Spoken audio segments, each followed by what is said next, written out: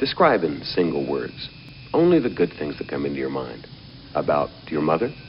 My mother? Yeah. Let me tell you about my mother.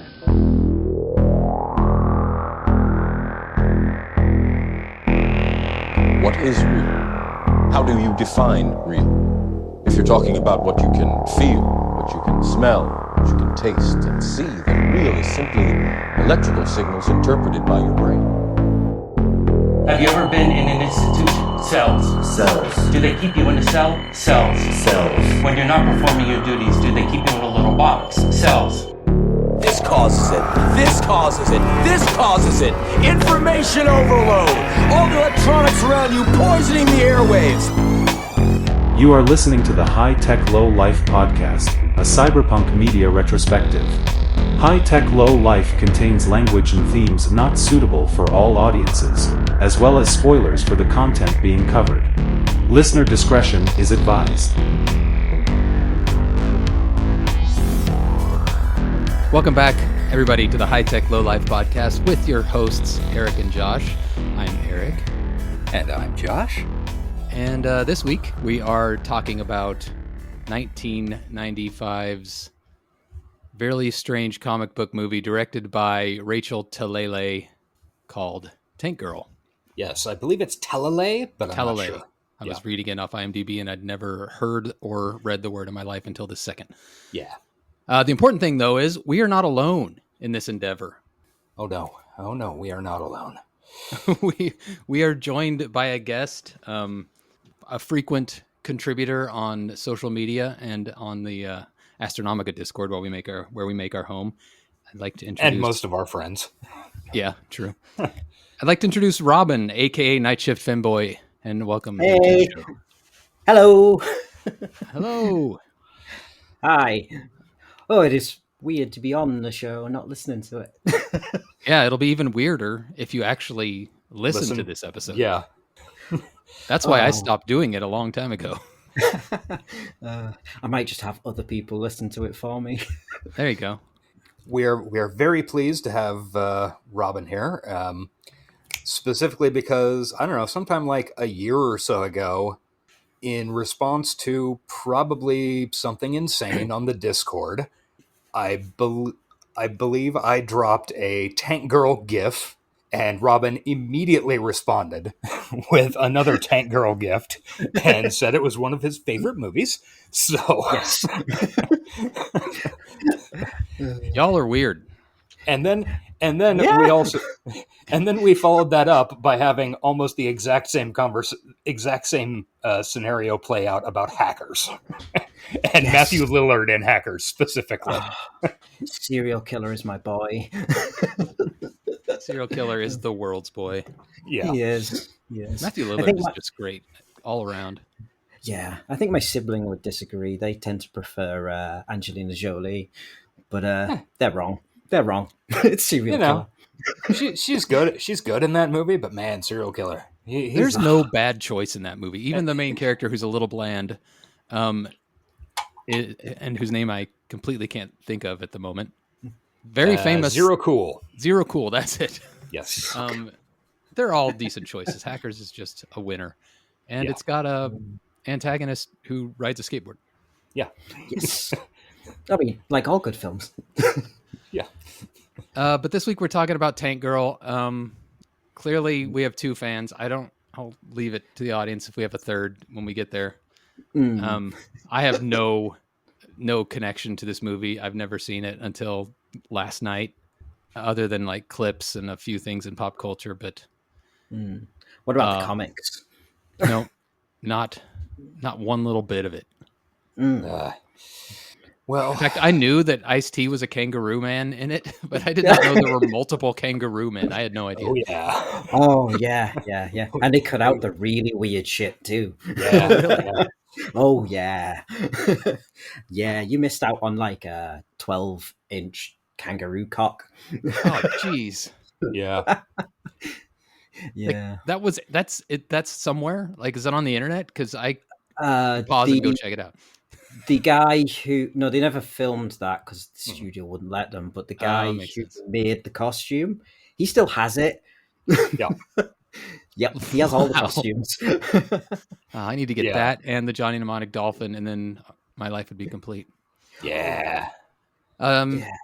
Let's take a pause on Tank Girl for the moment and talk about dystopia talk, because it's been such a dystopian week. There's so much to mention that I feel like we're glossing over important things just by not talking about everything. Yeah. First of all, a giant hurricane and flooding in the southern United States with like homes and entire cities being swept away. Yeah, there's some incredibly impressive footage going around, like shit you'd see in a Roland Emmerich movie and go like, wow, this is a little over the top. Yeah. But no, it's 50 people getting rescued off the top of a hospital that is beginning to float away. Jeez. Just insane stuff. And I feel like maybe on this podcast we talk a lot about the tech dystopia. We don't. Maybe we gloss over the one that's actually going to get us, which is the climate problem. Yeah, for sure. It's it's part of the climate's problem is that it's hard to address in a sane way. All you can really do is go, wow, there's crazy flooding here, or wow, there's insane heat waves. I don't know. I have a car that gets good gas mileage. I mean, well, that's the thing. It's hard to. It makes people feel bad to hear about it because there's not much action we can take. Like we can drive fuel efficient cars, but it's not individual drivers that are causing climate change. Yeah, and the people that are causing the most damage, they don't seem bothered. No, they're not bothered one iota. No, the people who could do something, who could put stuff into action, they don't give a shit because their pockets are being lined. Yeah, exactly. Our governments and corporations have done a really effective job over the past, 40 years or so of pushing the responsibility of climate change onto us, as individuals, where, we, in reality, none of us individually can do jack shit. I mean, I recycle. I drive a fuel efficient car, etc., but that doesn't mean anything when compared to any corporation on the earth, pretty much. Yeah, and especially since they can just pay to have their environmental stuff removed. They pay is it environmental dividends or something they're called? Yeah. Carbon offsets. That's the one, carbon offset. Yeah, like if they can just pay to make that go away, then that's not actually helping the problem. Like, how are we supposed to deal with that? Yeah, it's truly just depressing to think about. Because at least like with the tech stuff, you can choose not to be a part of social media or not to engage with AI, or even when it comes to like the rise of fascism and the alt-right, you can get out in the street and literally fight those people if it comes down to it. Yeah. But you can't stop global warming. Like it's coming unless the people in power decide to get serious about it. Yeah. And the thing is, it's not even like it's something that's jumped up on us. We've known about it, like you said, for years. Shit. Hey, we used to have kids' cartoons telling us about it. I think we failed Captain Planet. Yeah. And the oil companies knew about it too. Yeah, exactly. They knew about it before we did. This is not a surprise to anybody. No. So anyway, there we're let's say 7 minutes into the actual episode, and I'm going to give you your first call for revolution. That's the only way we might have a chance of pulling out of this. Yeah. Yes. I honestly don't even know if that would help, because then we'd be so busy rebuilding society that we couldn't address anything either. Yeah, well, it's maybe I'm a doomer. No, you. But it brings to mind, after Genghis Khan conquered, the vast majority of Eurasia and killed an absolute ridiculous number of people. The climate did really well. We've got ice cores telling us that, global cooling kicked off big in the 1300s, in part because people stopped burning down forests for firewood. And, so I'm just saying. But you got to be careful with statements like that, because the people in power are going to be like, there's a lot of people in the global south that aren't going to affect Also our bottom true. line whatsoever. That's also true. No, that's true. I think they would sacrifice us all if they could keep their power, to be honest. Oh, they certainly would. What I'm suggesting is that I be put in charge. Oh, okay. Okay. What are your policies? What's your thoughts on other topics? All guests on High Tech Low Life get a pass. Hey! Okay. What about other hosts? Yeah, sure. Okay. Let's move on from this depressing climate talk to other tragedies. I want to hear. Robin brought us a dystopia, and I want to hear what it is. I have a couple of British dystopias. Wonderful. Love a British dystopia. So, I mean, the worst UK dystopia I think we had this week is Dame Maggie Smith died. Yeah. R.I.P. The prime of Miss Jean Brodie. Yeah. Too good for this world. I'd say the second one from that is we found out that Mohammed Al Fayed, the former owner of Harrods, is a rapist. Yeah. Yeah. I, for one, am shocked. I'm not. Yeah. He's a CEO in power. It doesn't surprise me. Yeah. Yeah. He's isn't there a movie about him or something? He was the dad of Dodi Al Fayed, who was banging Diana. That's what I'm thinking of. It was The Crown. Yeah, okay. I for one am shocked that this absurdly rich and powerful guy for the past 50 years has committed a lot of sexual assaults. Yeah, who'd have thought that? Yeah. It doesn't happen. Like I can't think of anything in the last several years where rich people have been convicted of sexual assaults. Yeah, no. Well, I mean, definitely not that being rich fundamentally changes your brain in a way that makes you dangerous to society or something like that. Yeah. I just came up with that. I don't think that's. Yeah, I think we should add that to our repertoire of things we should look at on this show. All right, we're not talking about fucking kangaroo dicks. We'll get to that. Yeah. I wanted to mention because apparently Israel's just started a blowing the shit out of Lebanon. Yep. They weren't happy blowing the shit out of Gaza. No. And he gave the orders from American soil, so that's cool and good. Right after addressing the UN. Love it. Yeah. Yeah, it's great. Everything's going to plan, right? Seeing those explosions like in a very densely packed city, just apartment blocks being leveled, it's horrifying. Yeah, it's absolutely no fucking good. It's one of those things. One of the worst things about our media and social media these days is that I see that literally every. I've been watching the effects of this for literally 350 days now, and I am burnt out, and I have to make an effort to remain aware and compassionate towards what's going on. Yeah, we've talked about that before. Sure. Yeah. Me and my partner, we've had to take like little breaks from looking at stuff. I mean, we still try to keep up because I wouldn't want to, just turn a blind eye, but it is super depressing. And I don't mean that as in oh God, it's so depressing this war's happening. I mean, just that people are letting this happen is so depressing.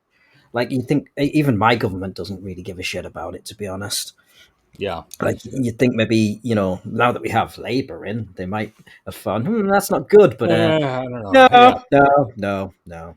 That's why I voted Green. Vote Green, people. Yeah. Green people. Labour does seem to be performing as expected. Yeah. Yeah, Labour is kind of like Tory light at the moment. Yeah. Yeah, At least I know in my, exactly what at that's least like. in my opinion. Yeah. I think that's.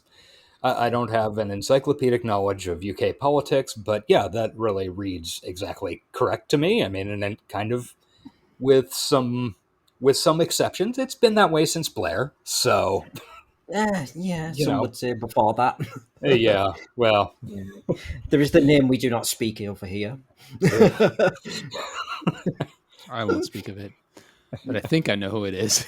She who must not be named. I knew it Yeah. was a she. Okay. yeah. Roger Waters spoke about her often. Yes. Mhm. I mean, I did on the British dystopia news. I just saw a thing about how somebody I didn't read past the headline because I just kind of went, sure, whatever.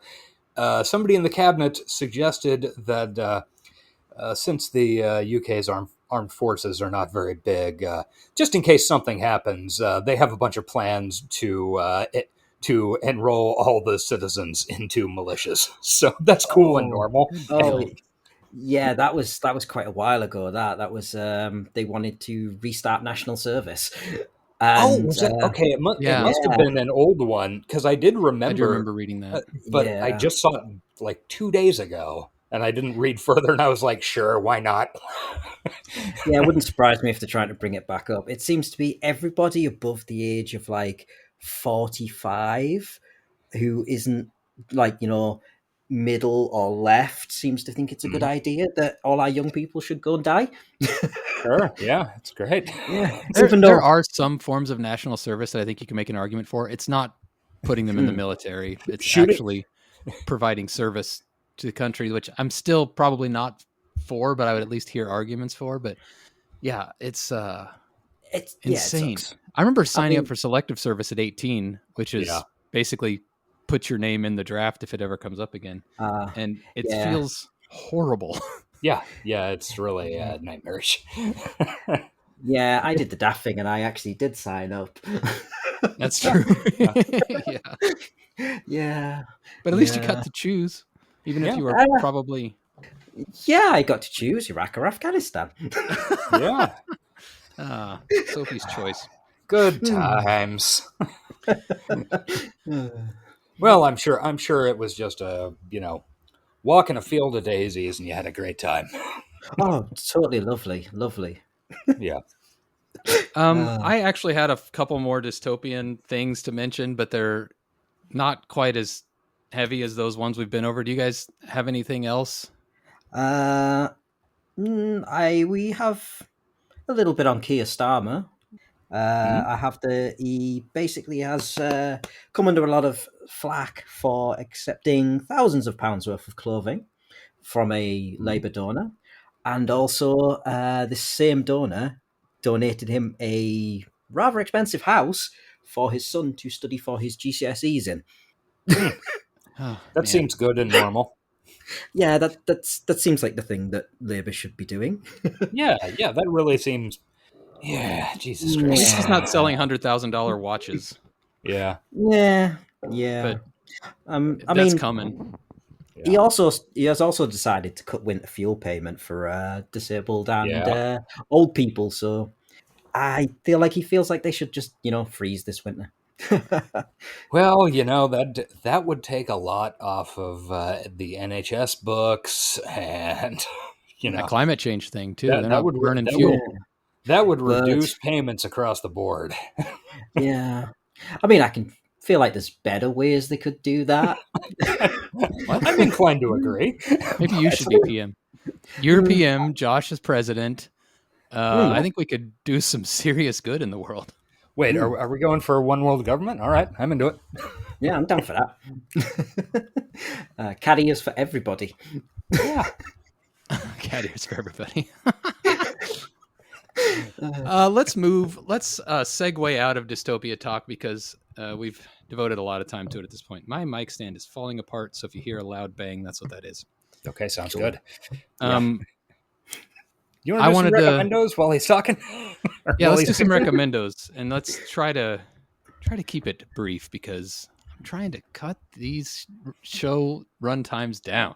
Yes, kill your darlings. Well, that should be good then. I don't really have any. Oh, well, that does make that easier. Right. I'm sure Josh has a dozen.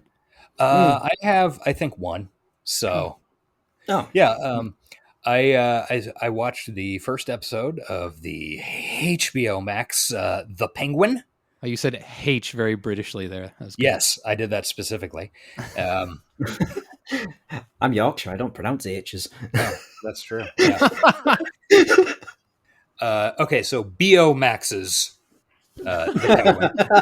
BO Max. It I've sounds had some days like that. So, first episode came out like last week, and it is, well, number one, it stars our boy Colin Farrell. I'm not sure why he's our boy, but he'll always be my boy. Yeah. He is buried under 9,000 pounds of shit. He's exactly that I think you should leave sketch. There's too much shit on me. And it's honestly really incredible because you do entirely forget that it's Colin Farrell in it. Like, to the point where you wonder, why did they cast Colin Farrell in this? Yeah. Make him unpretty. Yeah. But the first episode is really good in the same way that the Andor show was, in that it has absolutely nothing to fucking do with the associated, like, property. Like, Andor is interested in how do revolutions work? Yeah, and add to that the Joker movies, because I've heard people talking about that with them, the new ones with Joaquin Phoenix. I tried to watch the first one and couldn't hang. Well, it's just a trend where they're like taking these established worlds and telling stories that really don't have to be in them, and it's kind of weird to me. I guess I get it because they have that built-in audience. Yeah, you can bolt an audience on. But it seems like it cheapens the overall product. Maybe? Yeah. Like if Andor was just a story about revolution, would it be more valuable as a story? I don't know. I don't know. I think you could do Andor without the actual Star Wars bit in it. I mean, it's essentially just a simple story. Yeah. Like, I wish they'd left the final scene as it was originally drafted, but with the whole "fuck the Empire" bit. But I thought it might have had a kangaroo dick. No. Damn, unfortunately not. We're coming back. We're coming back to prosthetic dicks in like 15 seconds. Okay, good. Oh, awesome! Go for it. Colin Farrell had one of those on too. Yes. In the first episode, there is a scene where Colin Farrell, as the Penguin, is tied to a chair naked and getting tortured. And you don't see it on screen, but apparently it was entirely anatomically accurate. So there is a Colin Farrell fat suit with a dong out there somewhere. They don't call him the barnacle for nothing. Yeah. God damn it. Yeah, so there's only been one episode of that, right? And you liked it? Yeah, second episode I think comes out tonight. So yeah, first episode was good. It seems to be, it's got some interesting opportunities that it could go into because it's a sequel to I don't know, was that 3 years ago? The Batman movie with Robert Pattinson. Mm-hmm. And at the end of that movie, a bunch of flood walls get breached during a big fucking storm. And the city gets flooded and like big parts of it are just fucking wiped off the face of the planet. So it's kind of rebuilding crime networks in a destroyed city that's kind of in chaos in terms of what it's doing. So it could, I'm based on the first episode, I'm thinking it's probably going to be a good little crime show that maybe mentions some Batman shit sometimes. Yeah.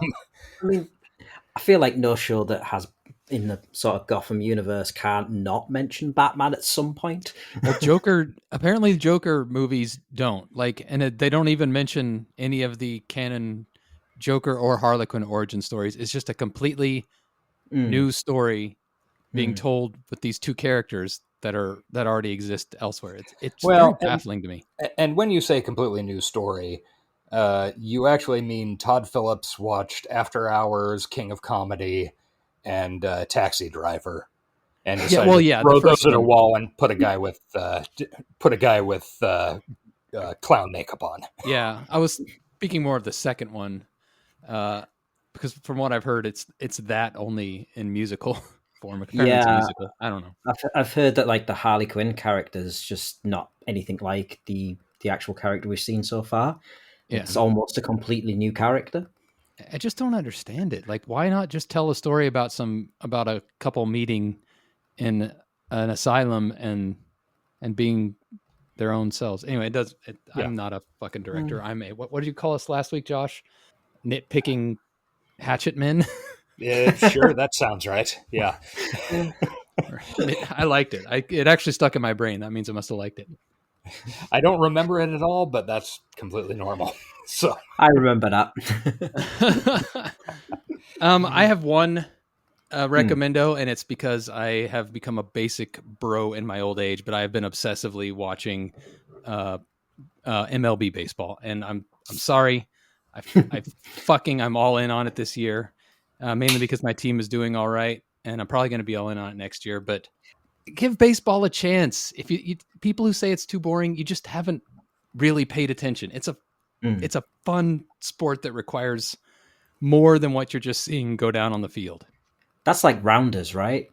Yes. It's rounders for boys. Yeah. Oh. Diamonders. Anyway, that's it. Postseason baseball is fun if you're into that sport. Yeah. I do have a kind of recommendo because I haven't really actually. I've just started reading a cyberpunk book. I'm going to pronounce this really wrong because I keep pronouncing it wrong, but it's called Bang Bang Buddy Vista. Yeah, it's by an author called Aubrey Wood, and I have just started, but it is probably one of the queerest cyberpunk books I've ever started reading. I have that book. I bought it as part of a sale on the publisher's website where I bought they had some decent sale on, and I was like, wow, I want to get this. I want to get this. I want to get this. And bought just a shitload. I think it's the same publisher that published that I Am the Law, the nonfiction Judge Dredd book that I referenced in our Dredd episode. I want to read that. And I have not yet read Bang Bang Bodhisattva, but that's it. But it's in my Kindle and will be read eventually. Well, if it's cyberpunk, it'll be read on this show. So if this appearance on High Tech Low Life doesn't turn you off from ever coming back on the show, maybe you can join us when we cover it. Oh, that'd be great. Yeah. If I finished it by then. ADHD and reading do not mix. I don't have the ADHD, but I do have the slow reading. That's why, unless I do audiobooks, it takes me a year to get through a book. Yeah, I sort of read and then forget what I've read on the page before. Yeah. See, I don't think I have ADHD. I think I've just got persistent fucking brain fog anymore. Yeah. That's possible. Yeah, I used to, man, I could just click book a day easy, but no longer. No longer at all. It's very sad. My brain is bad. All right. On Josh's bad brain, we're going to move into our main section of our show where we talk about the film Tank Girl. Yay. Yes, one of the most garbage-brained movies ever made, and I say that lovingly. Yes. I'd agree. Garbage-brained is true. I don't know what to think about this movie. Like, it's definitely interesting, but I can't say that I enjoyed it. So I don't. But I wasn't bored by it. So no. I mean, I think a lot of the problem with the movie is that the studio interfered far too much, and there was so much cut out that they had to basically scrap together a film out of whatever they had left. So I think it's actually a mirror. Yeah, that's exactly what happened. I think it's a miracle we even got something resembling a film out of it. I feel like they filled in a lot of the blank spots with those little animated interstitials. Yeah. Oh yeah, they had to. They ran out of money for stuff, so they had to like animate some of the scenes that they were going to film, much to the chagrin of the two animators or the comics creators, as they were known. Yeah, Hewlett and Martin. Yeah. Yeah, this movie had a $25 million budget, and apparently, and that's the like reported number. Apparently, the number that they actually had access to, like by the time they stopped filming, editing, and stuff, was $16 million. Really? The studio yanked about $9 million out of the budget because they were not happy with how the movie was looking. Uncertain. I mean, I don't know. Well, it does look fucking weird. It definitely looks weird. From what I gather is they paid to have a Tank Girl movie made and then got upset that they were making a Tank Girl movie. Right? I'm not familiar with the comics, but I mean, was the vibe of the movie pretty accurate to the comics? In places, yes. In other places, no. It does as good of a job as you could possibly conceive of a major studio movie doing in 1995. Like, yes, Tank Girl is like, the comics are, 10 times fucking weirder and a million times more chaotic than this. Yeah. Well, one thing I've realized as I was watching it, like I could picture some of the stuff that like Lori Petty was doing as the character. I could picture that in a comic and it would be funny and, more engaging, but watching a grown woman do it was kind of cringe. I don't think I can argue with that. On the other hand, I think Lori Petty in 1995 was as close to Tank Girl as you are ever likely to get in any kind of reality.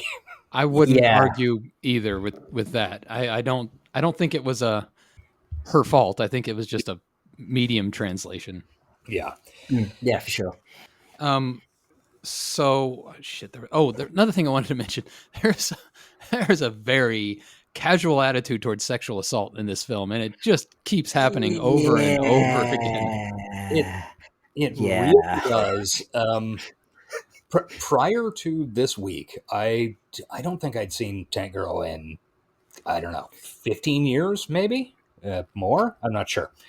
And I was a little surprised at that, but it also really makes sense when I think back to the state of feminism in 1995 and kind of the Riot Girl movement and stuff like that, where I think, and feel free to yell at me if you think this is wrong or write in, whatever.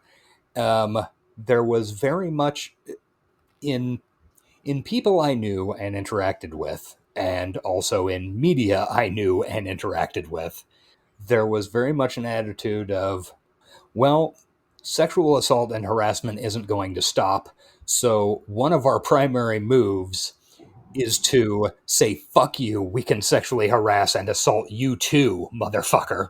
Yeah. Which is a very, thinking back on it now, is a very, very fucking early 90s Riot Girl fucking listening to Bikini Kill way to think about it. I don't think I'm gonna go out on a limb here and say I don't think that's necessarily the end all be all right attitude, but it was definitely a vibe at the time that I remember. Yeah, I think you're right. It does, however, really date the movie. Like worse than worse than the music, worse than the costumes, the just the casual, like assault by the good guys too, not just the bad guys. Yeah. I mean, I would like to point out that like most of the serious ones on there, like at the beginning and further on in the film, they all get their comeuppance. They do all get like murked. Yeah. So, I mean, doesn't make it okay, but at least they fucking die. Yeah, they do. Spoilers. Yeah. I don't know. It just digesting modern day media, and especially for those of us who try to pay attention and care about this type of shit. Going back and seeing what it was like, it's jarring and uncomfortable. Yeah, this movie is a very fucking different vibe than what would happen, like say, within the past couple of years. I think it was just before COVID. Margot Robbie's production company bought the rights to Tank Girl, and we're going to try and make a Tank Girl movie. I think that aspect of this movie, and also to some extent the comics, would be entirely missing from a modern version of it. Yeah.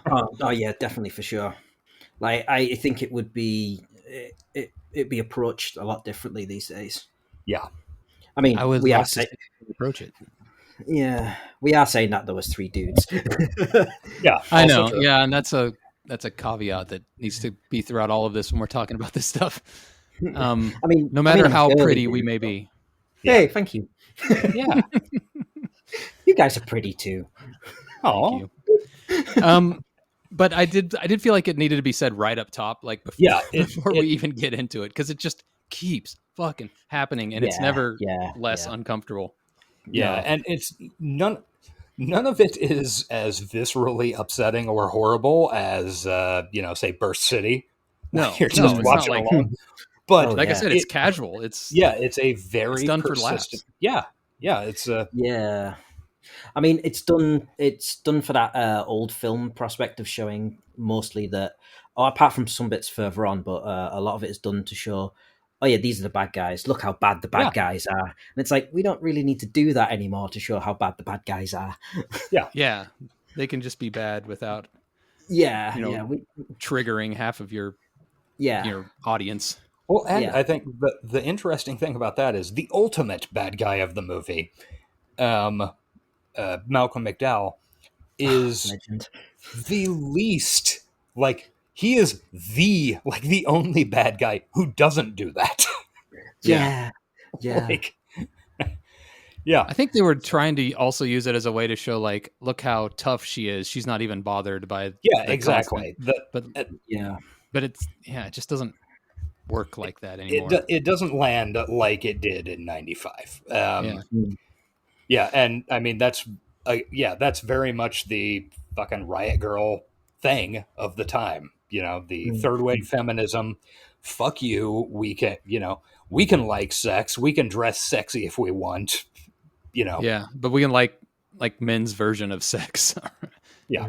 Anyway, I think that's enough said, unless a specific scene it comes up again, but just a blanket warning at the top.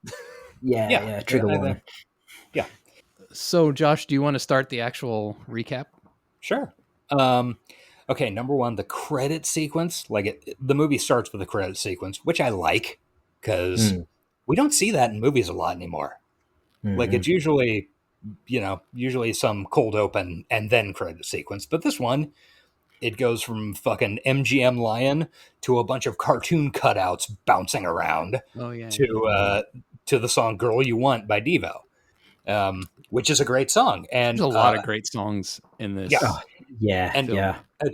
I think this is, after many years of studying it, one of the things about Devo is that every time a movie wants to put a Devo song on their soundtrack for decades, Mark Mothersbaugh would go, yeah, absolutely, and then record a new version of the song, just very slightly different. At the very least, it'll be a light remix of some sort, bringing up the bass or, whatever. I think the one on this soundtrack is my absolute favorite version of Girl You Want, which is one of my absolute favorite Devo songs. I'm gonna have to search it out after this and listen. It's a banger. This one is it's really, I think it really hits that sweet spot in 1995 of right before, say 98-ish, 97 is when the compression wars began, where just, every song got fucking brick walled, in terms of the volume and, I think Insane Anger. Yes, exactly.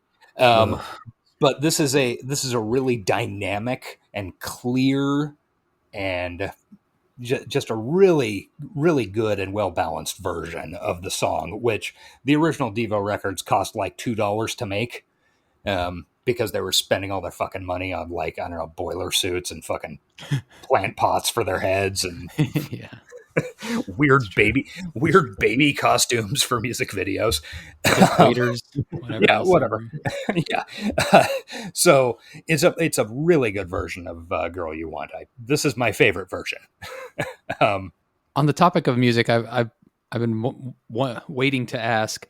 There's a riff that plays a lot in the back that sounds a lot like Supernaut, but I don't think it is Supernaut. Is it like not. A Supernaut sound alike? That is probably a page down on my notes. Oh, okay. We can get there when we get there. Oh no, it's okay. We can talk about it now. It's just that's where I pegged it, because I spent my first watch of the movie going, I know that riff. What the fuck is that riff? What the fuck is that riff? And then my second watch, 20 minutes in, I was like, oh, that's the beginning of Supernaut by Black but it's Sabbath. not just the beginning. They do the little bridge part too. I think it's bridge. I'm not a musician, but and it's also just a little off. It's like one of those sound alikes. Yeah, it's who I marked in my notes it being whoever did the score sounds like a 16-year-old who just got an electric guitar and learned Supernaut for the first time. And he's just kind of screwing it up and like dicking with it a little bit. Like, and apparently the music is by fucking Graham Revel. So that's like Graham Revel also did the Crow soundtrack and a whole bunch of music, whole bunch of the big like soundtracks and scores of the 1990s. Mm-hmm. So yeah, it definitely is Supernaut. Like that riff is unmistakably, you've heard this before. And even if you haven't heard the Sabbath version, you've probably heard the 10,000 Homo DJs version on Nativity in Black. Yeah, it's a good version. It is. Mm-hmm. All right. Anyway, go ahead, Josh, with your... Okay. So one of the things, this whole credit sequence is a bunch of like, it's sort of, if you took a bunch of pages of the comic book and cut them apart and then did like a South Park thing with them. It's the Tank Girl comic character bouncing around and like missiles, and then there's a fucking kangaroo guy, and then we see some weird CG of a comet hitting Earth. And then a bunch more of the same stuff. And like Tank Girl riding around on a tank and blowing shit up. Whatever. It's absolute nonsense. And this sequence, like once you get to the end of the movie, this sequence cements that Hewlett and Martin are, is it Richard Martin? Is that right? And Jamie Hewlett are responsible for like 90% of what works about this movie. Yeah. Yeah. Alan Martin. Alan Martin, sorry. Yeah. Because it really, the story of Tank Girl is pretty much nonsense. Like it's, the movie is pretty much nonsense. And here's the whole setup for the movie. A comet hit the Earth and it stopped raining for like 11 years. And then there are crazy people who live out in the wastelands in Australia, and one of them gets a tank and starts blowing shit up. And their enemy is the people who control the water. Yeah. And that's it. That's the whole thing. And she's horny. She's in love with and horny for a mutant kangaroo. That's like it. Her best friends are also named after the vehicles they drive. Yeah, that's true. So does this canonically supposed to be taking place in Australia? Yeah. Yeah, the comic takes place in Australia. Does the movie though? Because there's not many Australians. Yes, I think so. Yeah, if you remember the map that Malcolm McDowell points at in his first scene where he's like, you only sees 95% of the desert. Yeah. It's an Australia map. Well, that's true. And at some point, what's his name is going to New Zealand, which would be a lot more difficult. Johnny Prophet. From Australia. And also kangaroos. So the kangaroos are the biggest. But they should have hired some Australian actors. I they had a couple. Yeah. Well, I mean, Naomi Watts. So, Naomi Watts. Yeah. It's sad that she hates this movie. I thought she was English. No, I think she's Australian, right? It says she was born in Shoreham, England. Oh, okay. Huh. And I feel like she was doing an Australian accent for her first couple scenes, but then lost it completely. Oh, yeah. Why bother? No one else is. Yeah. Yeah, who gives a shit? Yeah. I mean, she's canonically gone down as saying she hates being that she was in this movie and is embarrassed by it. So, that's really disappointing. Yeah, I get it. I don't know. Do we have Ice-T comments on this movie? Yes, Ice-T. I've heard them recently. He says people make fun of him for doing the movie, and he just says, they paid me $800,000 to do that movie. That's right. And they shut the fuck up after that. Yeah. And Malcolm McDowell actually loved doing the movie as well. Yeah. He'd just come off some like pretty heavy movies and he wanted something silly to do, just as like a palate cleanser, I suppose, and he got it. Yeah. It's a fun bullshit role. I mean, takes no acting required. He is not delivering any. You just get to yell it up with the best. Yeah. You just get to yell poetry and eat scenery. Yeah.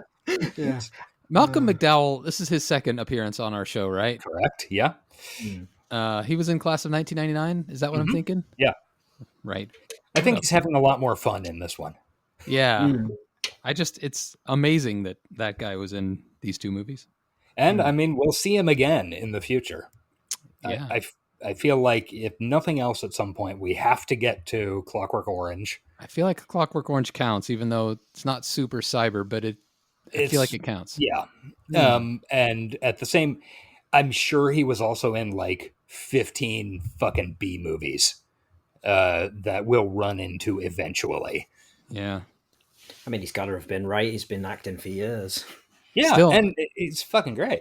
We'll save it till we get there, but another character in this movie, this is technically third appearance on our show, and probably more coming too. Oh yes, abso-fucking-lutely. I was so excited when I saw his name in the credits. Yeah, I didn't notice it in the credits, but when I saw him pop up, I'm like, woohoo! Yeah, I had no memory of it, but him being in the movie. But I saw his name in the credits. I was like, all right, strap in, motherfucker. So we open the movie in the fucking desert because a comet hit Earth. There's no rain. There's no cable. There's no water. It's all bad. And there's a voiceover sometimes for no reason. Because it would make no sense if there wasn't. Because, who gives a shit?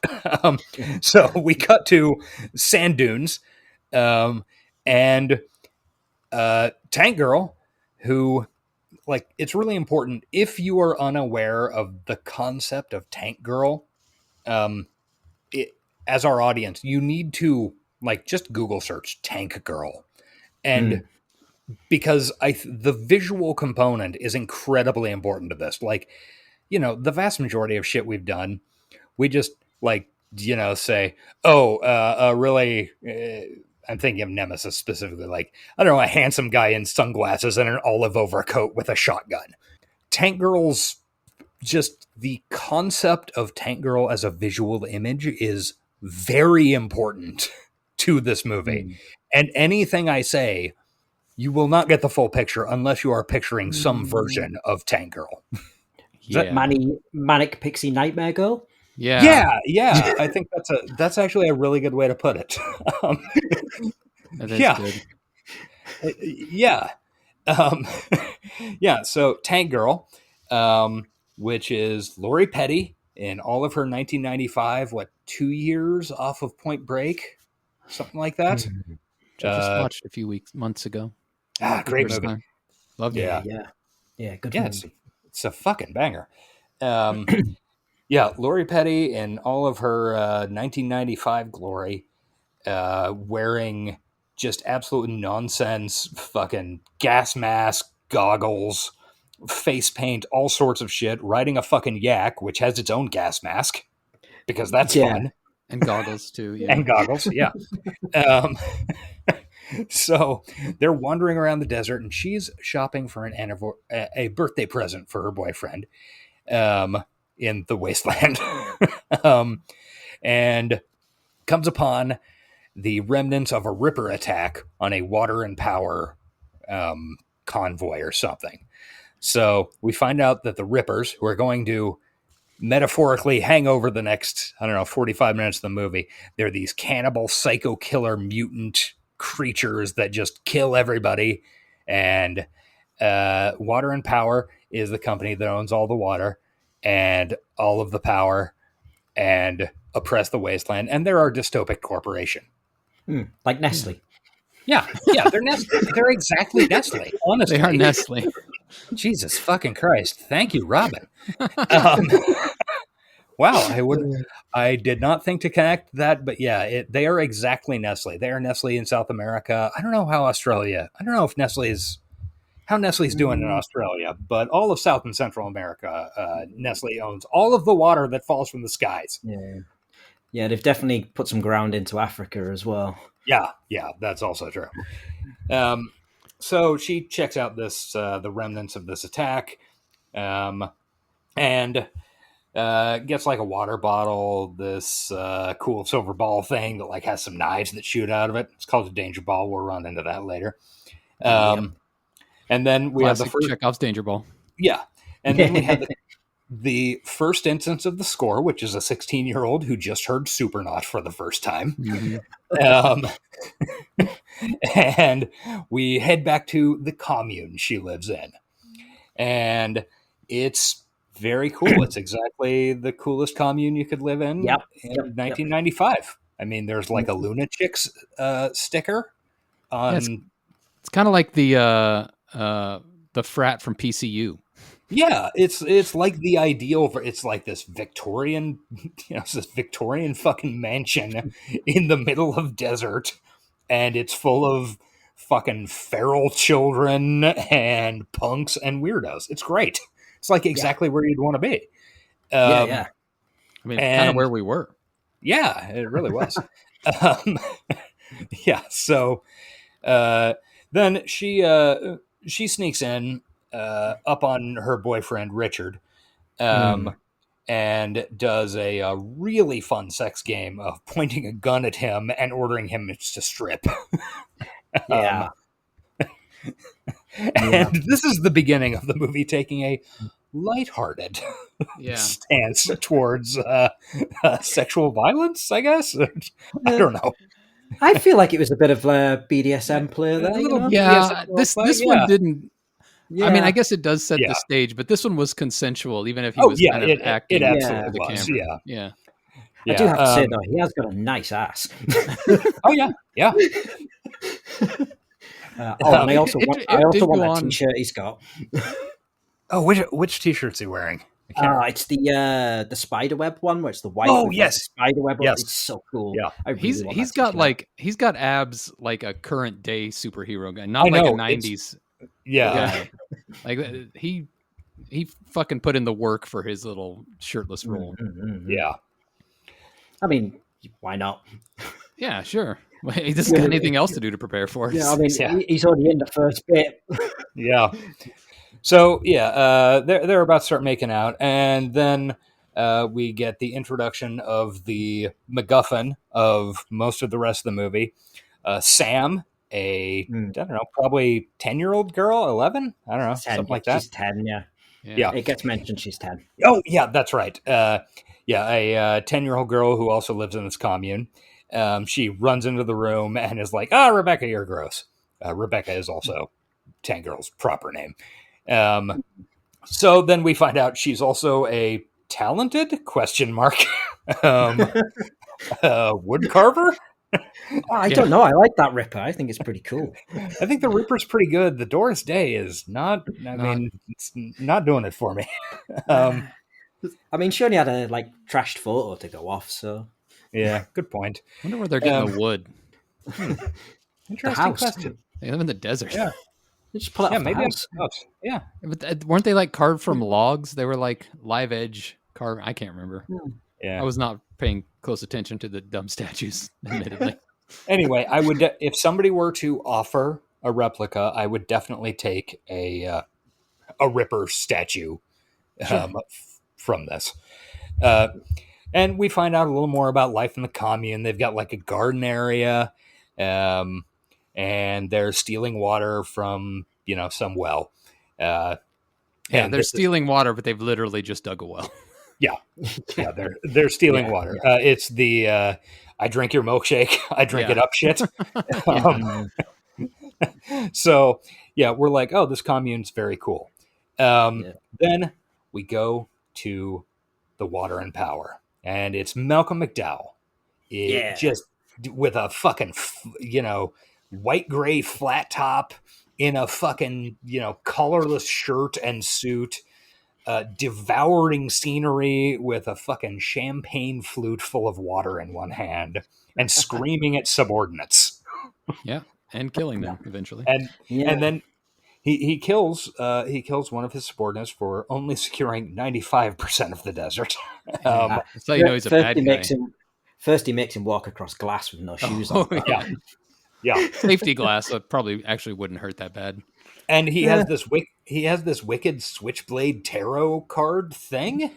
I think that only pops up once, It seems like it ought to keep coming back. It's such a weird fucking thing. I think it literally pops up in that one scene, and then that's it. Yeah. I assume there were cutscenes involving it because it's too weird and specific a prop to not be focused on. Yeah. So it turns out he is a super bad guy. He he does the classic bad guy thing of killing his subordinate for not quite pleasing him entirely. Yeah. With one of the things from June. Yeah, and the thing that we'll keep coming back to is the way he kills people is he stabs them with a There used to be in the late 80s or 1990s, there used to be some sort of drink that came in those kind of the collapsible plastic water bottles. It's basically a collapsible water bottle with a fucking meat tenderizer on the end of it that he stabs people, and then it sucks out all their water and they become a mummy. So he's a bad guy. Thing from Dune. Yeah, it's the thing from Dune. Yeah. Only without the Fremen ritual involved. Yeah. So we find out he's a bad guy, and Water and Power is going to go raid this place that's stealing water, and that this certainly can't have anything to do with our hero, Rebecca. So then we cut to our hero, Rebecca, on guard duty in a bowler, overall short skirt, red bra, with fucking braids. Now, this was 100% a Clockwork Orange reference, right? Yeah, definitely. So, yeah. No, it cut exactly from Malcolm McDowell to her in a bowler, even with she had like the little eyebrow, eye makeup. Yeah. No, it was purposely done. It was like on purposely put in for like an Easter egg sort of thing. Yeah, I appreciate it. I don't know if Malcolm McDowell did, but I probably found it funny. I kind of think he did. I don't think he takes himself very seriously at all. No, I love that about him. Yeah, you can't take yourself seriously and appear in Class of 1999. Let's be honest. Yeah, no shit. And at this point, Richard Hell and the Voidoids, Blank Generation, is playing on the soundtrack. So that's fucking cool. She's also wearing nylons, which becomes extremely important in about 30 seconds. Yeah. Yes. I think this next scene shaped a lot of people's kinks. Yes. My specific line is, guessing this scene fired up a lot of nascent fetishes. So we have she's in her trench doing guard duty, and somebody comes up behind her. It's obviously going to be her boyfriend because, By the way, best place to really get a visual feel of the surroundings is in the bottom of a trench. Yeah, it certainly is. Great tactics. Yeah. Yep. Oh, she's got a little telescope. In the bottom of a She trench, and that trench is also in the side of a large crater that the house is in. So somebody comes up behind her, and it turns out she had left a note for her boyfriend saying "snog you." So she's thinking, obviously, he's going to come out, and we're going to screw while I'm on a guard duty. And it turns out she does this very sexy cutting her nylons off thing, and then cutting her braids off thing. Cutting her overall strap. Yeah. Yeah. It turns out it's a commando from the Water and Power who's like, I don't know, don't stop. He's like, I'm going to let this happen. Yeah. And he has like the worst like night vision goggles I've ever seen as well. He really does. It's just an like exposed circuit board. Yeah. With a green light. Yeah. Yeah, it's perfect. So then, she blows him up. Yes. Yeah, she blows him up, but it's too late. The raid is already in progress because she was dicking around. And everybody in the commune is either captured or killed. She sees her boyfriend die. And then she gets captured by all the commandos, and the soldiers like shoot her ox.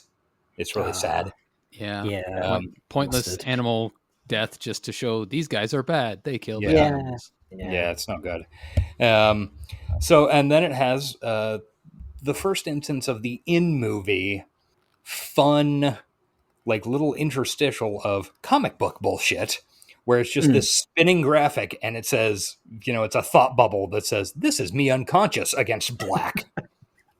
I actually really like that. I thought it was funny. Yeah, I agree. I mean, I think like a huge amount of this movie that's good is just directly taking off the chaotic charm. I know you're recording from a new place, but it sounds like you're tapping the mic for emphasis as you're talking.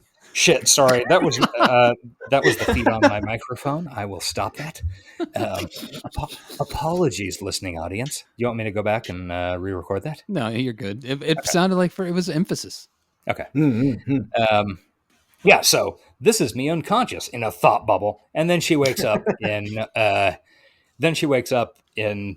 the Water and Power commando jet thing. Which is a really neat looking design.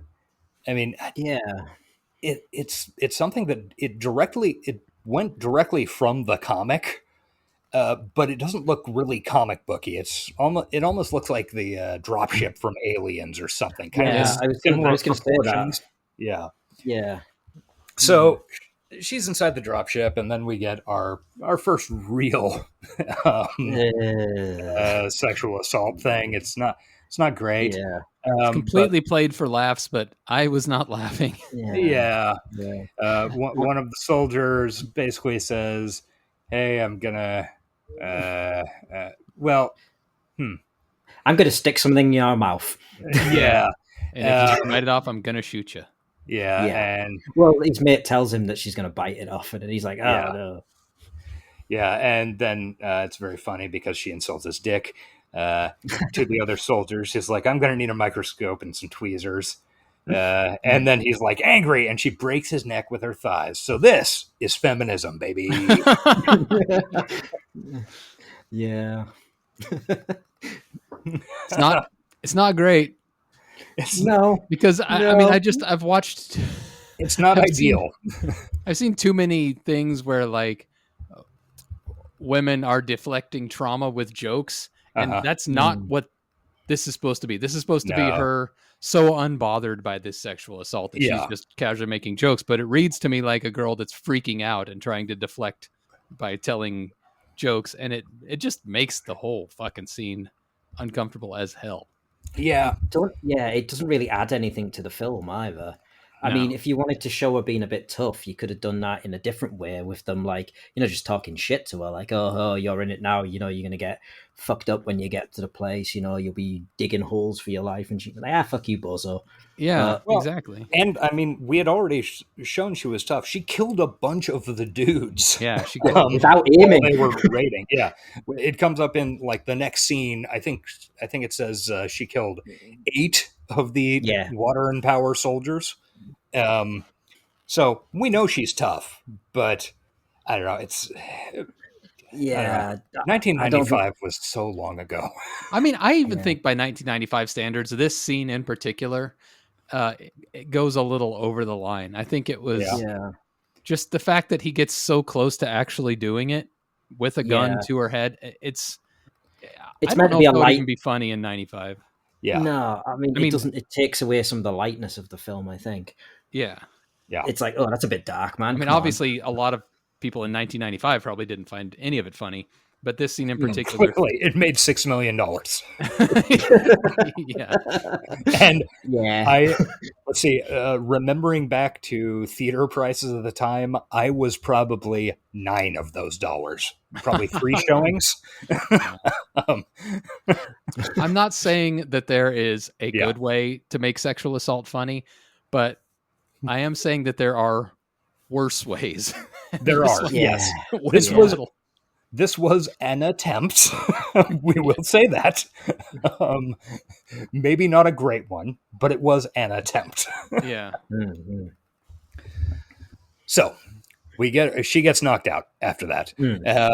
Then we go to the water and power, and Malcolm McDowell is in a rainforest, and he does a bunch of he's doing exactly what British actors started doing after Die Hard in, was that 1987? Where it suddenly became the thing for any British actor who needs to make a couple of house payments. Come to Hollywood, be the villain in an action movie. And what we'll do, because you're British and you can do fucking RP, we will feed you some Shakespeare lines to yell at our protagonist, and that'll be great. He does exactly that.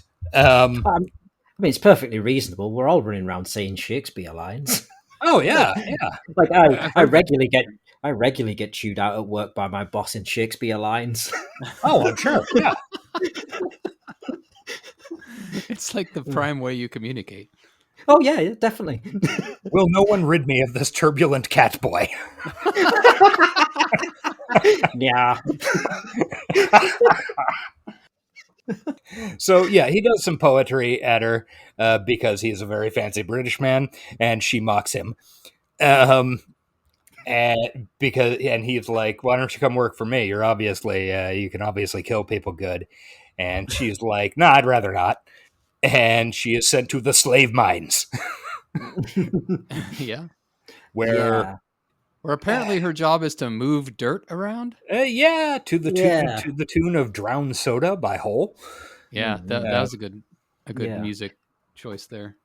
God, I feel like this bit in the prison is one of the areas that really suffered from things being cut out by the studio and them running out of money and stuff like that, because some of the scenes don't really mesh together quite well. No, and you're right. Okay, we're only at this point 25 minutes into the movie, maybe, but that feeling gets worse from here on out for the audience. Yeah. Well, you're right, because the beginning, that scene in the trench, you left out the little girl comes and visits her at some point, and there's a little bit more character development there. Oh yeah, that's where the little girl gets the ball, but it's not important. But that trench scene went on a long time between the little girl and the sexy cuttings. Yeah. And then it's all moving pretty quick from this point forward. Yeah. And just scenes just kind of end. And then suddenly another scene begins. Yeah. There's not, or like a scene ends and then suddenly a large animated sequence begins that covers half of a movie in any normal world. I feel like the animated segments of this film kind of feel like, when you'd have an old film and it'd be segment missing. Instead of that, they just slapped an animated bit in. Yeah. I think that's exactly it, honestly. I think that really detracted from the movie for me. It didn't feel like a complete film for that reason. And it's not that I didn't like the animated bits. I think they were just clearly they had to do what they did. Yeah. But I think in a perfect world, the animated bits would have stayed because I liked that they were there. I just wish they would have been to add flavor, not to actually move the plot along. Sometimes they're like just describing the whole things that happened through these animated vignettes. They do, like, famously later on, there's like a scene with Jet Girl's jet in it. Yeah. And they were supposed to actually film that, but I think that's one they ran out of money for, so they literally just had to animate the whole scene. Yeah. That might specifically be famously inexpensive animation. Yeah. Yeah, true. I actually have a slightly different view, Eric. I came up with this later in the movie, but I think it would have been fun had they made all of the action sequences the animated scenes. Yeah. Yeah, sure. I could get behind that. that. Would have been a cool, just, suddenly we're going along and we're going to ambush this truck and fuck it, we switch entirely to animation and we can do whatever we want. Yeah, I'm 100%, especially because later on, one fight scene in particular, they're not particularly great at concealing wires. No. Yeah. Not to get ahead of us here, but oh my God. Yeah. There is loads of continuity errors in this. Like earlier on, when Malcolm McDowell kills and then slurps the guy's water, he walks off. But when he does, for some reason, he has no boots on. Yep. I saw that. It's like, what? I completely clocked that, and I was like, I guess I just missed in a previous scene that he was barefoot. Nope. See, I think that. Fuck? Okay. I think that was a part of the scene that got cut. I chalked that up to my own incompetence, and it's the movie's incompetence. I think he walked across the broken glass, showing no pain. Right. Makes sense. And and they cut that part out because the movie needs to be 95 minutes or whatever it was. It's nonsense. Anyway, going back to the movie. So she's doing slave stuff. And then we cut to, hey, the introduction of our second main character. It's Naomi Watts playing the interestingly named Jet Girl. She's she is baby Naomi Watts. I don't know, what's she, 20 years old, if that? She looks like a 15-year-old. She looks so young. Yeah. Working on a jet, and she's getting sexually harassed by a guy named Sergeant Small, who we met previously in a boardroom scene, and he's just a fucking dickhole soldier guy. Yeah, he's got a perfect, a very hateable face. Yeah. Naomi Watts was born in 1968, so she'd have been 27 almost, which is really, I would have put her a lot younger. Yeah, me too. 10 years older than me. Yeah. Shit. Anyway, she's beautiful and getting very unpleasantly sexually harassed by her supervisor. One thing I will give, well, they don't really do it for Tank Girl, but she looks dirty. Like, they do a good job. A lot of movies don't do a good job of like getting across how greasy someone is. Yeah. But Naomi Watts looks greasy as fuck in the beginning.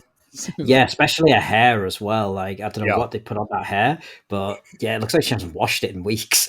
Yeah, it's really true. For somebody as beautiful as Naomi Watts is, it's really impressive how they dressed her down. This is not throw some glasses and overalls on. Well, it was intentional because she had to have her glow up. Like, yeah. Because Well, feminism must constrain to typical beauty standards, right? yeah. Well, basically anyone feminine presenting, to be honest. Yeah, that's true. Mm. Yeah, it was actually kind of surprising because just like two or 3 weeks ago, I watched Mulholland Drive for the first time in years, and I was Scott Coffey is also in, who plays Donner in this. Apparently, I just learned from IMDb. "Oh, you're he's right. got a connection to He is. Yeah, Donner is the Ripper that's in love with Chat Girl later. Okay, yes, I believe so. Yeah, that's right. So yeah, she gets sexually harassed by her boss, and then we cut out of that to Tank Girl taking a dust bath like a chinchilla. It's actually very funny. Like you can kind of shot like a sexy shower scene, only with dirt. Yeah, I think it was meant to be like a joke, like it was meant to be sort of ironic or something, but it kind of lost a little bit. Yeah, it's really interesting because in certain environments, taking a dust or a sand like bath is actually very effective at getting shit off of you. But this is actually really funny with dust because it's like a shower head. It's like a shower head just pouring dust out of it. Like very fine dust to it, cakes to her face. Yeah, it's like flour. Yeah, you're right. It is like flour. And it's set to the music is Rhodes by Portishead. That's why I thought it was sexy. Portishead's like the sexiest band that's ever existed. Portishead, very sexy. It seems like that's what they were going for. Yeah, it's really funny. I mean, unintentionally, I think, or maybe intentionally, but it wasn't funny for the reasons they were intending. I don't know. Yeah. No, I think you're right on that one. Yeah, like, and how sexy anyway is a sand shower? Because I mean, it's not. After sand is the last thing you want. Yeah, after about 2 minutes, that sand's going places you don't want that to go. That's one of the things that I mean. The scene. Sorry, go ahead. No, you go. I was saying the scene directly goes to her running over and rescuing Naomi Watts, and by way of kissing her, and all I could think of was how gritty both of their fucking mouths are now. Well, you can actually see how gritty that was because, like, literally right after it, Naomi Watts is like wiping the sand off. The dirty and gritty thing reminds me and a couple of my colleagues have had discussions because a common thing in archaeology, and especially when there are like field schools and stuff like that, is the field hookup, where a couple of people get really into each other, and really into each other. Yeah, get really into each other. And a couple of years ago, we had that on one of our digs, and me and my friend Beth were like, we were shit-faced, but we were going on and on about it. Like, man, this is fucking gross. We're digging in this fucking rock shelter that had like 15 graves in it. They are disgusting, and they're around the corner making out right now. This is a nightmare. How is this a thing? But it's a thing on every fucking field school. It's got to be on a bucket list somewhere. Have sex on a gravesite. Yeah, well, I mean, you know, do it in like consecrated ground, man. Yeah, do it in a classy way. Okay, so after she takes this very sexy chinchilla dust shower, she spots Jet Girl getting, again, sexually harassed by Sergeant Small. And she goes over and yells at him and starts making out with Jet Girl and says, "Quit picking on my girlfriend." Yeah, just like and that. And then Jet Girl says, "Oh, that seems to have worked," after the guy takes off. The guy has a really strange reaction to it. Yeah. It's called homophobia. Yeah, it's the it is. Yeah, that's the reaction. It was still over the top. Like it really was. He was like, "Oh my god, He was acting like he was witnessing necrophilia, not like he was just witnessing two hot girls kissing. Like, yeah. No, that's generally how they react. They have to over the top it. okay, that makes Yeah. sense. That makes Actually, I have sense, to yeah. pretend like You know, it's necrophilia. Yeah, So talking to someone who has kissed a lot of dudes. Yeah, when Mhm. people who don't like that see it, they're kind of like, oh my god, oh heavens. I'll never be the same. Yeah. It's the children. We got to watch out for the children or something. Yeah. Well, I do think, like, thankfully, there's not a lot of homophobia in this show, but that seemed homophobic. Yeah. I think it was meant to be. Yeah, I think it was meant to. Yeah, I think it was intentional way. Like, look at these weird heteronormative freaks. Yeah. But when you couple it with Naomi Watts' aggressive mouth wiping right afterwards, which probably was to get the dust off. Yeah. It was just a weird scene, man. Yeah. And her Lori Petty was acting like she said it like that, like, you stay away from my girlfriend. It's so fucking weird. Yeah. And then Naomi Watts is like, well, I suppose that worked. And Lori Petty's like, what worked? What do you mean? God damn it, this movie's just weird. Just the way they deliver lines, it's probably due to editing and things that were cut, but yeah. So then we get a fucking Thin Lizzy style jailbreak set to the Shaft theme by Isaac Hayes, where Tank Girl breaks out, pervs on a tank, and falls in love. And she is riding up and down on this tank's on the fucking main gun barrel. And yeah, I mean, you know, everybody needs a hobby. And she is obviously in love, and she gets in this tank and she's like, I'm going to fucking steal this tank. But she's pretty stupid. So she tries to enter a password. Maybe we haven't made exactly that clear yet. Tank Girl is she's pretty very stupid. dumb. Yeah. Yeah, she's not bright. No. Jet Girl's pretty smart. Yeah, Jet Girl is the smart one. Yeah. That's canonical from like the comics as well, though. Jet Girl is actually considered smarter. Yeah, in the comics, Jet Girl is definitely the smartest. Tank Girl, the clearly most chaotic, and Sub Girl is the more mystic woo-woo one. Yeah. Which they did, even though she only had fucking half a scene in the movie, they did a pretty good job of saying that.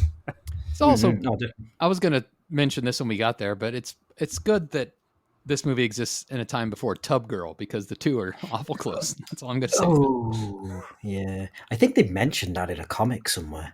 Oh, did they? I bet that definitely seems up their alley. That there have been, probably in the past 10 years or so, they've started doing Tank Girl again, because they didn't for a very long time.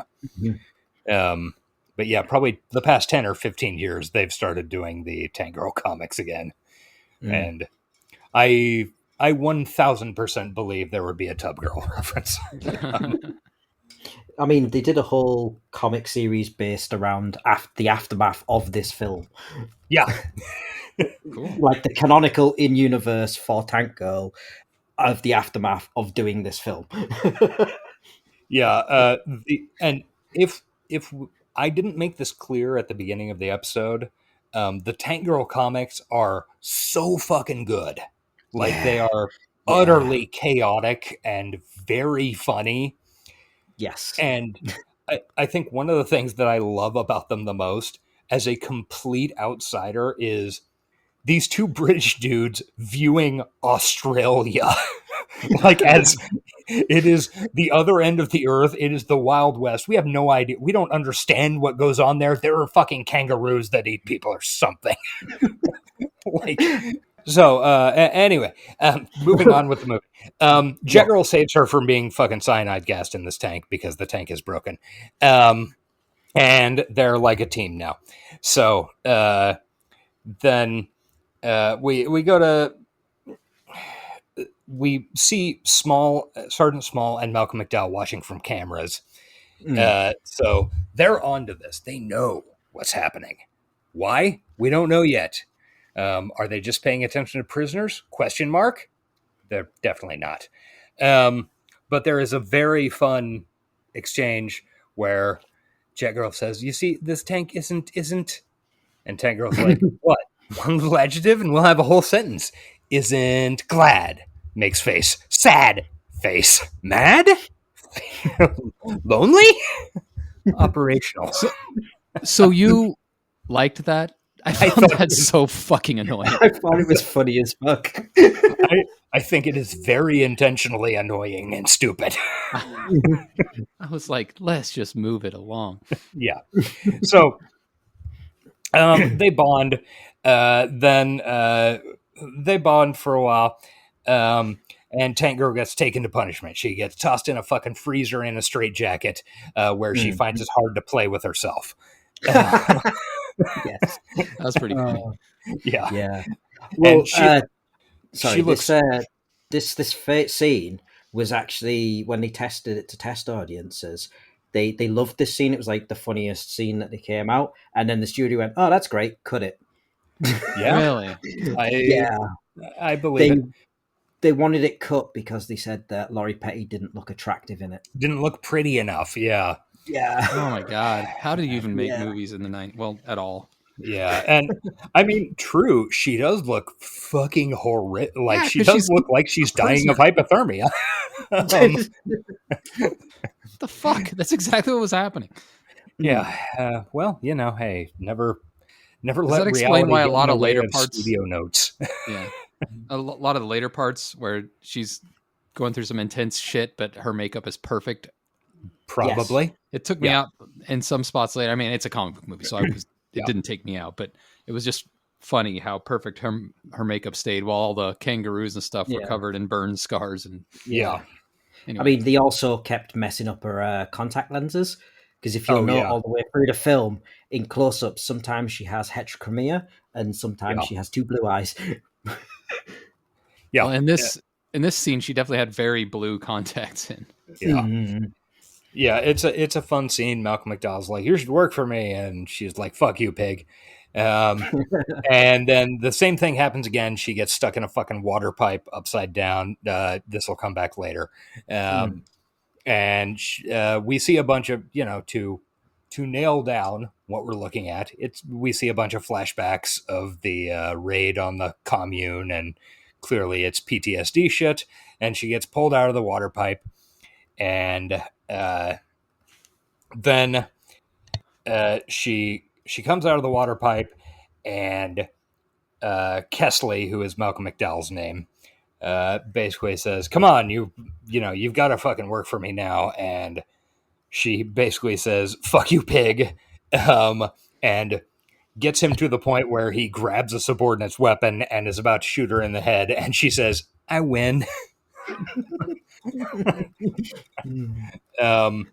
Because defying authority is a great way to make authority fucking angry. And we also intercut with this. We get a scene where Small and Kesley go to a Ripper attack aftermath.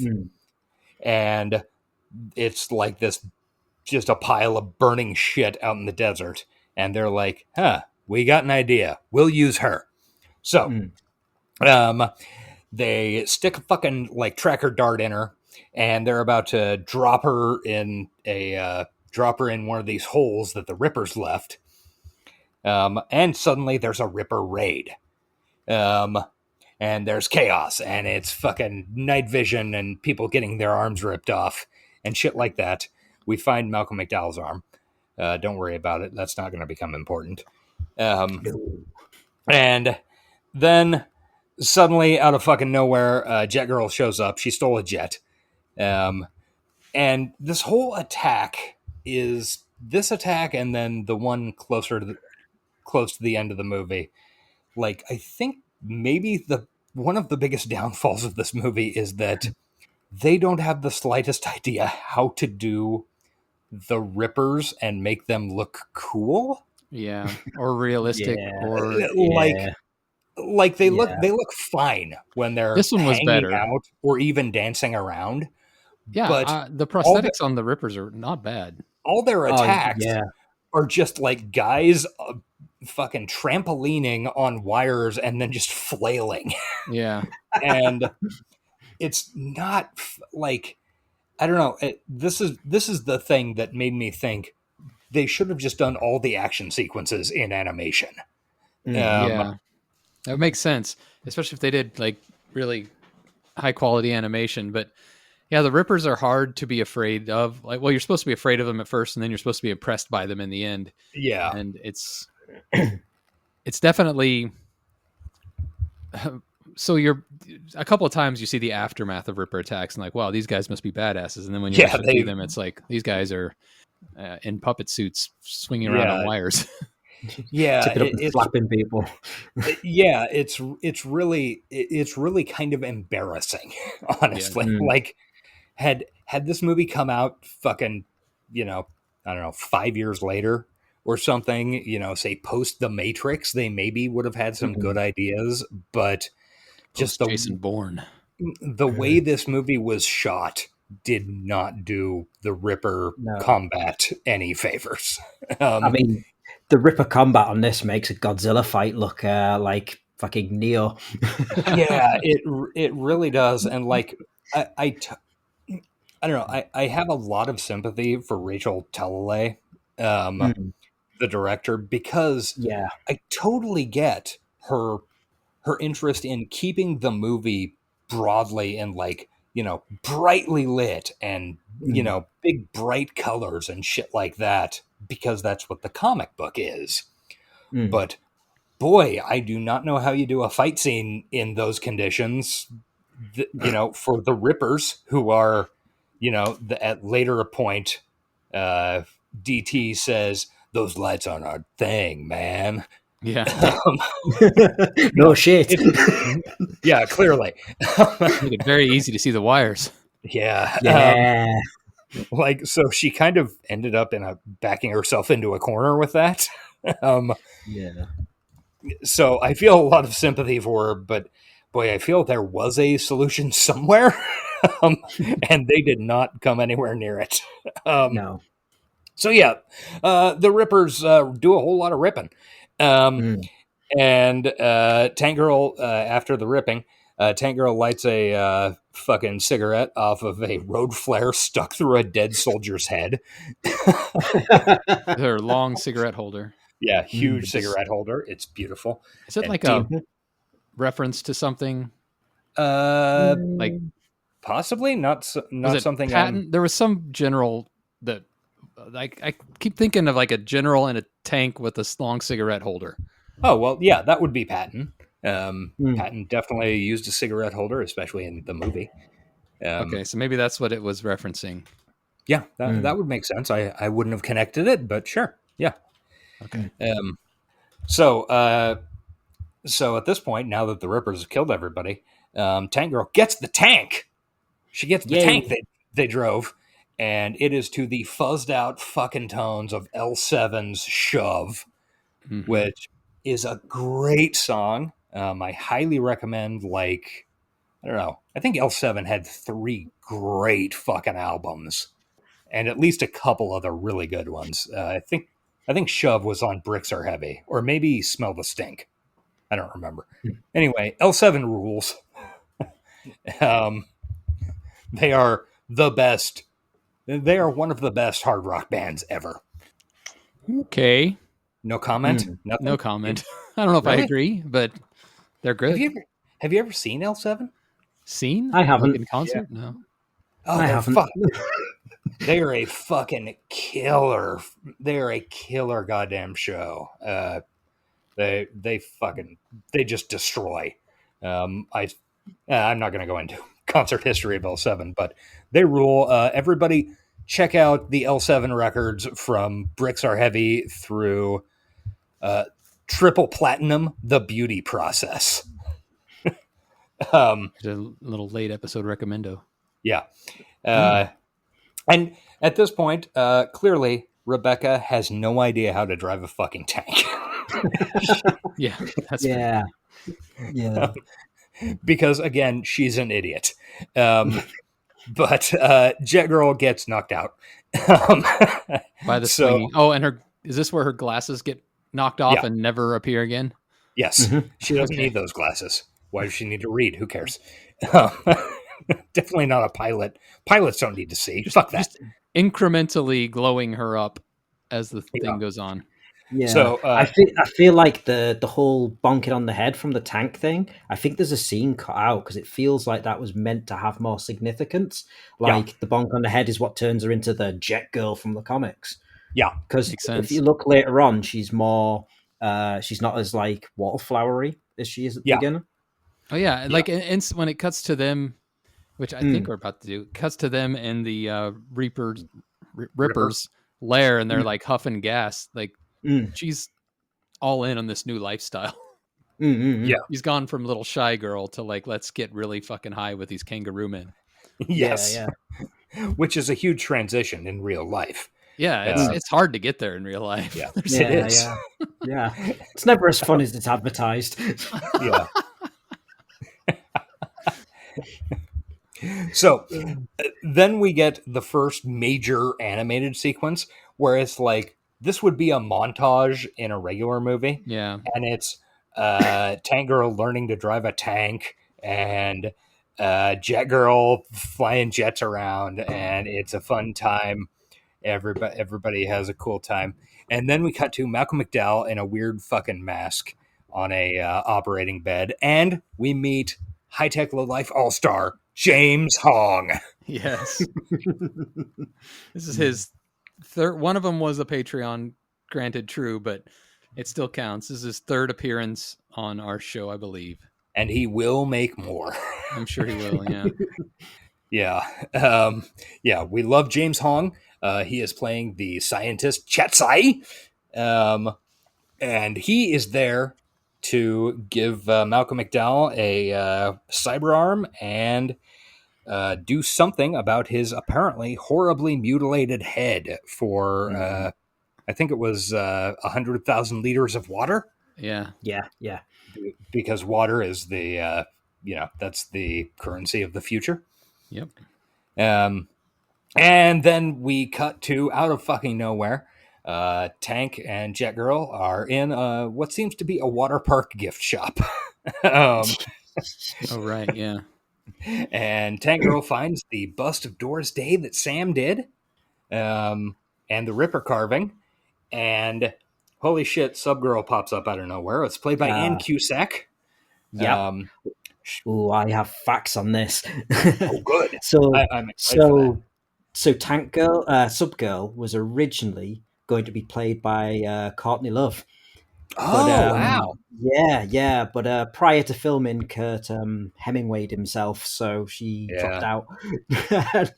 But she was supposed to be playing that role, and then she took some sort of role in helping with the soundtrack afterwards, like later on. Yeah, but, she's the executive producer of the soundtrack album. Yeah. And also, I don't know if it was after, I assume it was probably after Courtney dropped out. Apparently they approached Bjork to play Subgirl, which I would have loved to see, but also look-wise, she's maybe a little close to Jet Girl. True. Although, I don't know, she can throw on a fucking wig. I own Vulcanura, so I'm used to her with weird hair. Yeah, so we meet Subgirl, who is a lunatic and thinks the girls are from Water and Power, and explains that she got these carvings from a girl that was being sold to Liquid Silver, this club. Oh, and by the way, if you're not with Water and Power, you can fucking hot rod your vehicles here.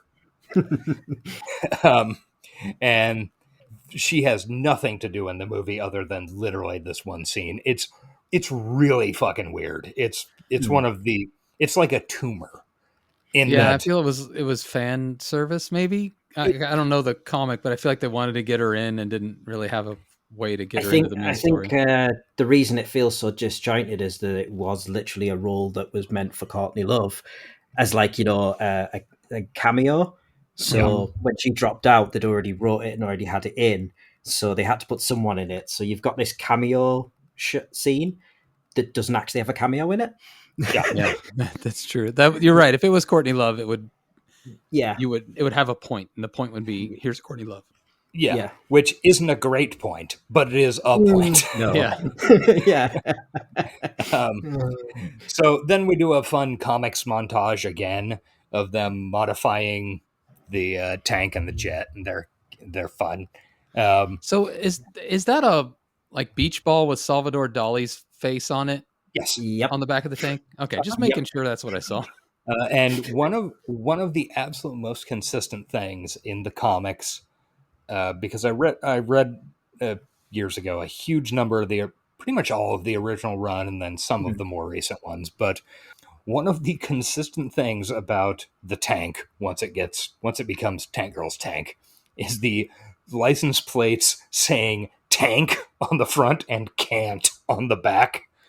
Is in nearly every issue of the fucking comics, and I don't know why, but it pleased me a huge amount to see that in the movie. Just like, this is dumb bullshit.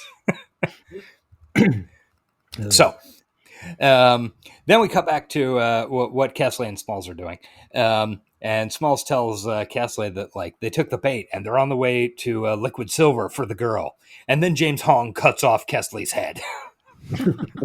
with a giant scissors. And then what's his name, Smalls, says, "I'm out of here." I'm out of here. My reaction would have been, to be fair. Yeah. I do like the little heart rate monitor that's like little waves.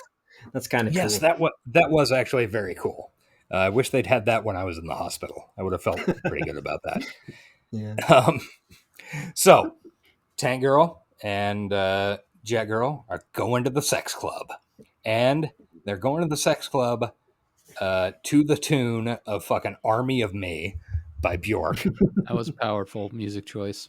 It honestly was. This came out before the Post record did. And it was the first time I heard "Army of Me." So that was pretty fucking exciting.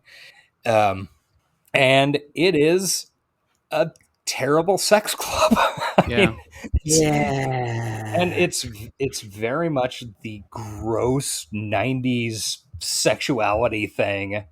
Like, I don't know. It's pointless. The whole fucking scene is pointless. Like you got Lori Petty doing a dress up. Yes, it's weird, which was awful. And then like they had to reintroduce the girl into her life somehow. I feel like they could have just cut to him having her in the end. Like they didn't have to go through this middle bit. But the way they introduced the girl, which I'm sure you'll get to, is horrific. Yeah. Everything. And then then this fucking weird dance number that I hated with every bit of my heart. So I will say that if you watch the film High, the dance number is way better. Okay. Yeah, I both times that I watched it this week, I was pretty drunk, and I didn't find the dance number to be offensive at all. But well, I can see where you could get there. Not a fan of most dance numbers, but at least a lot of them serve a purpose. And this one is just like, let's just do something crazy. Yeah.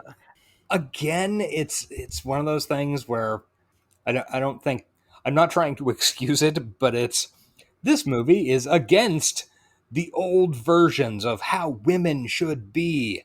And one of the ways that women should be is dance numbers. And I don't know. It's like, it doesn't make sense, but I can see how they can get there.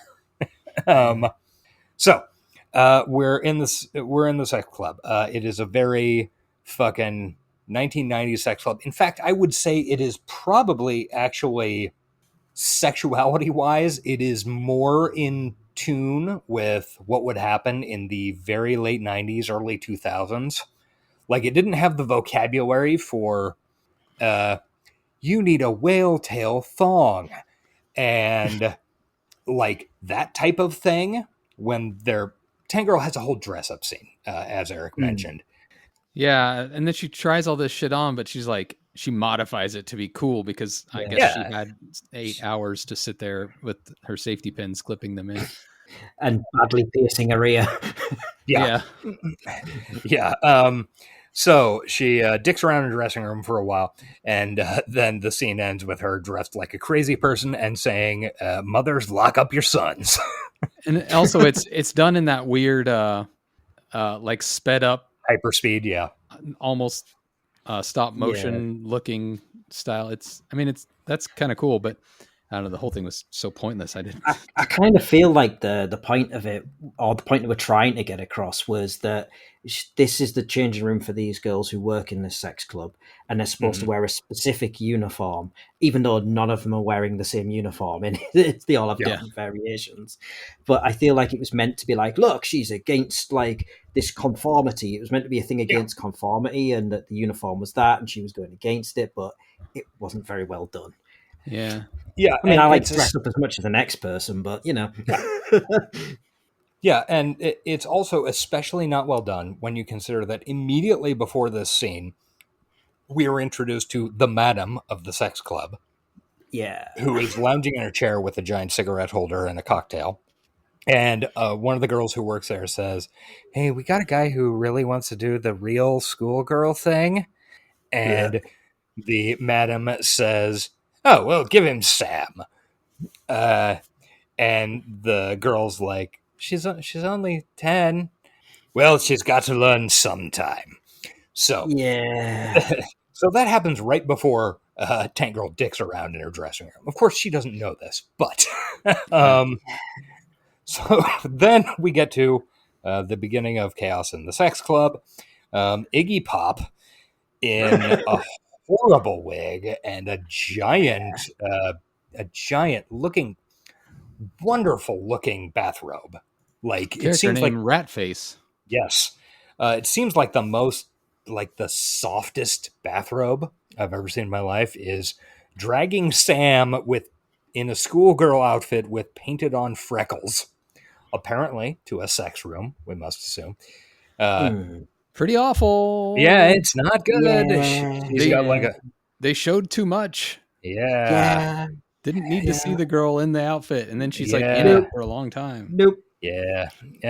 She's got like a lunchbox, and then the thing is, to emphasize that Sam is like cool and tough on her own, she tricks Ratface, Iggy Pop, and says, "Oh, you might take my silver. Don't take my silver." And he says, "I'll take your silver. You gotta have that." And here comes Chekhov's danger ball. Yeah. And he takes this danger ball, and she says, she triggers it, and it goes through his hand. She triggers it in the most 1995 way you could possibly imagine. Yeah. The clapper. Being the clapper. And she even calls out the clapper by name. Yeah. It's not... It didn't age well. Anyway, so Tank Girl finds Sam. They try to escape. Jet arrives just in time, having had her full glow up in a mirror ball helmet. And see-through PVC pants. Yes. They take the madam hostage, and then they have a giant music number to Cole Porter's "Let's Do It." Which, like the madam, it's not one of my favorite songs, but the version on the soundtrack album is fucking great. It has Joan Jett and Paul Westerberg. Highly recommend it. That's my favorite version of the song by a huge amount. So then we get into some Busby Berkeley shit with like spinning overhead cameras and fucking dancers and all sorts of shit. It's a big music number. Tank Girl is obviously crazy. This is clearly the product of a diseased mind. Then Water and Power raid them because Water and Power apparently has cameras there. Anyway, Sam gets captured. Tank Girl and Jet go to find and recruit the Rippers. So they go back to the Ripper raid area earlier, fall down some holes, and it's really fun how they sell the threateningness of the Rippers by having people in Ripper costumes just wave their hands around in shadows projected on a wall. Yeah. Ooh. Yes, it's very spooky. So then they're captured by the Rippers. And they are gassed with nitrous oxide, shot out by a hairdryer. And we meet again another high-tech low-life all-star, Ice-T. Oh, yeah. One of the all-starist. Yes. Ice-T is playing a mutant kangaroo, as are all the characters we're going to introduce from now on. Yeah, pretty much. He is a mutant kangaroo who is the reincarnation of a cop, which is funny when you think that this is like 3 years, maybe 5 years before Law and Order SVU goes on the air. Yeah. So we also get introduced to a beat poet kangaroo who is the reincarnation of Jack Kerouac. His name is DT, and he is played by Reg E. Cathy, who is an amazing actor. He was Querns on Oz, the HBO I wonder what series. he feels about this role. He died a couple of years ago. We talked about it on, I think, Creek of the Week. Oh, yeah, 2018, I see. I wonder how he felt about it. This just seems beneath him. That's all I'm saying. It really and truly does. Although, I mean, he is by a huge margin giving the best performance out of the kangaroos. Oh, he's in Airheads. I forgot about that. Yeah, he was, I can't remember his character's name, but he was pissed off. Yeah, he's angry. So we meet all these mutant raccoons. It turns out they were developed for a super soldier program. And then one of them is not a human kangaroo crossover. One of them is a dog kangaroo crossover. Yeah, he's the reincarnation of a dog. I think the whole reincarnation thing, though, it's not meant to be that they actually were genetically engineered from it. I think it's meant to be like the beat poet guys, spirituality going, hey, man, we're all reincarnations. Yeah. And he's meant to think he's the reincarnation of Kerouac. Sure. Yeah, and Booga. Much sense as any fucking thing else happening in this movie. Booga, who is the love interest for Tank Girl for the last 45 minutes of the movie. So disturbing. When they cut to them making out as cartoons, I'm like, okay, that's kind of cute. But when it's actually her fucking the guy in the prosthetics, I don't like it. I mean, imagine how much worse it would have been if there had been kangaroo cock there. I know. $5,000 kangaroo cock, according to IMDb trivia. There's actually a funny story about that, apparently. The way this worked to make it acceptable to get the script through development, the early versions of the script had emphasized how human the kangaroo, the Rippers were, and also just kind of eased through about 4 or 5 different versions of the script. It went from, Tank Girl and Booga share a kiss, or share a significant look, then a kiss, then blah, blah, blah. And then by the end, when they started shooting, the execs were totally, they had forgotten that, Booga is a mutant kangaroo, and this is going to involve X prosthetics. And yeah. It's weird. Yeah. Fun times. So, anyway, Jet Girl loves this nitrous oxide a lot, and it's kind of adorable. Tank Girl loves it too, and then one of the kangaroos, I don't know which one, really likes Jet Girl, and that's where another Donner. inappropriate. Yeah, that's Donner. He used to. He is the reincarnation of somebody who used to manage a hardware store. That's right. Yes. He says some very inappropriate things. He really does. He is. Yeah. But he's his idea what to do with so them is to hump them. Yeah. But since he's a good guy, this stuff is just charming, horny kangaroo-man. Pervy nerd stuff. Pervy nerd stuff. That's a good. Yeah, because he is kind of the nerdy one who comes up with the gadgets and stuff. Yeah. So, T-Saint, which is Ice-T's character, says they've got unproblematic. Good for him. Yeah. Other than the fact that he was a cop. Yeah. He's angry a lot. That's his move. And he says, basically, to prove that they aren't like plants or something, we need to send them to go hijack eventually an arms shipment. Actually, initially, they just wanted to document it, so that leads to a really fun fashion shoot thing with dock workers. And Tank Girl and Jet Girl eventually hijack this shipment, which again would have been really good in animation. As it stands, it's just fine. It's a couple of people hanging off of trucks and like some explosions. We also learned that at this point the tank is remote controlled / psychic. I don't know. Doesn't matter. Yeah, that's weird. Who cares? I got over it, but I believe it's a little bit on the movie to, I don't know, ease you into the fact that she can just talk to the tank and it obeys her commands. And then by the end of the movie, it's like responding to her like a dog. Yeah. There is an actual bit in the animated bit when they're upgrading them where you see her putting a human brain into it. Mm-hmm. Oh, okay. Yeah. I feel like if they'd just established some type of AI at the beginning, it would have been a little easier. Yeah. Well, I take this to be an early version of the late Fast and Furious films, where the Fast and the Furious movies, like, say, after Fast 5, become just about these people who are superheroes, and their superhero ability is to use cars to punch each other. Yeah. Cars and family. Yes. And that's how I read this. That's fair. Yeah. But also, yeah, probably a human brain in the tank. Who knows? Who cares?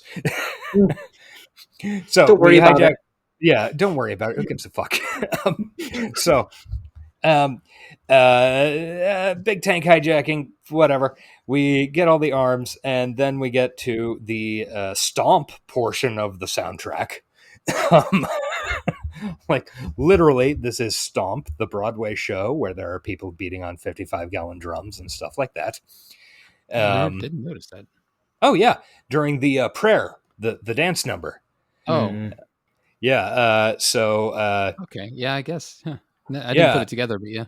Yeah, the Rippers all have a prayer, and then they have this cool fucking dance thing. And also there's vibing with it. There's beat poetry and baritone sax. It's poetry. Yeah, it's very sweet. And then Tank Girl and Booga fuck. And we sure do. We get a nice post-coital scene where she is wearing rockets on her boobs, which is a classic look from the comics. Yeah, it comes up again in the animation. Mm-hmm. And this is also where there's some very awkward humping. Yes, there really is. Yeah,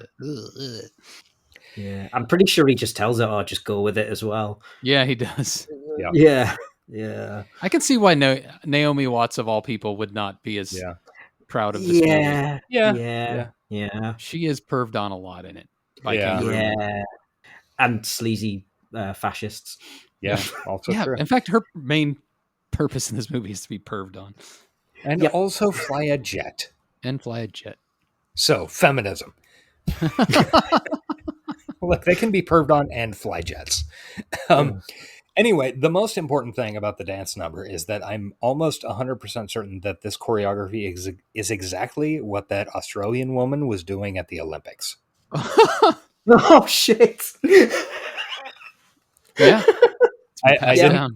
I didn't clue to that until the second time I watched it, but the second time I went, oh my God, that's that woman at the Olympics. So I highly recommend everybody look for this scene on Twitter and then look at the Australian woman named Ray Gunn at the 2024 Olympics. It is, I think, step for step the same. We discussed that in real time when Jeff was on the show. Yes, that's true. Yeah. So post-coitally, they open up the crates that all the arms were in. And by the way, Rippers don't use guns because they're for pussies or something. Also, they're vegans. Anyway, they open up the arms crates. They're full of dirt. And then one of them has the corpse of Dr. Johnny Prophet, who is their creator and Messiah. I don't know. Something like that. And they do a fun rage and throw things around. And then we cut to Kesley in the office overhearing it. But we don't see his face. It's covered, but like a monitor is in the way. So you're like, wow, this guy must look fucked up after that Ripper raid. Yeah, he's definitely doing a Dr. Claw thing for the rest of the movie, which made me think, do we have to cover Inspector Gadget? Yeah. It's definitely cybernetics in it. It's like, as uninteresting as I find the property, probably. Not a lot of punk. No punk. No, I mean, well, he is a cop. Yeah, exactly. Although, is he a cop or is he just a... Yeah, like no, a he's a PI? cop. Okay. He's a cop. But he's incompetent. That's the whole point of Inspector Gadget. He's an incompetent cop, and all the work is done by Penny. I mean, at the and her dog. And the dog. Brain, was it? Oh, that's right. Yeah, Brain. Anyway, we'll cross that road when we get to it. We'll address that. We'll address that at a future date. So, because of this Johnny Prophet murder, we decide we're going to plan for a big raid on the water and power facility. And again, we see Kesley overhearing this.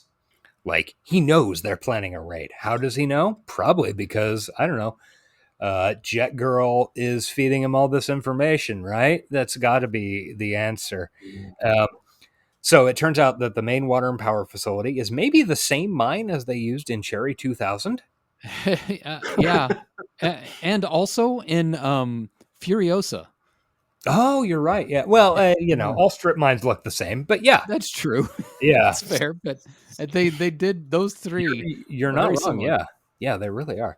So, plus we skipped over how obviously this movie influenced Furiosa in the tanker chase scene. Oh, yeah, that's true. It is exactly Fury Road and Furiosa combined. Yeah. Oh, yeah. So, I remember Furiosa just frying a sausage on top of the tank. Yeah. We did kind of gloss over the weirdness of that whole. Yeah, I don't know. I guess in my mind, I kind of moved past that because, well, that's all obviously just Tank Girl bullshit. Yeah, it's just Tank Girl bullshit. Yeah. The tank is covered with fucking nonsense. Also, like, there's parts of an old Cadillac bolted to the back and a fucking barbecue grill and a recliner and a bow and arrow. I mean, honestly, it's Looney Tunes shit. Yeah, it really is very much Looney Tunes bullshit. Yeah, she's Bugs Bunny in this fucking movie. She really is. Yep. Is she my favorite Bugs Bunny in movies? Yeah, I think so. I think my second favorite is I can't remember her name. She was in Matrix Revelations, the most recent Resurrections, the most recent Matrix movie. There are a lot of women in that. The young I can't remember the character's name. Not important. Doesn't matter. Yeah. We'll address that movie eventually. Yeah. So one day.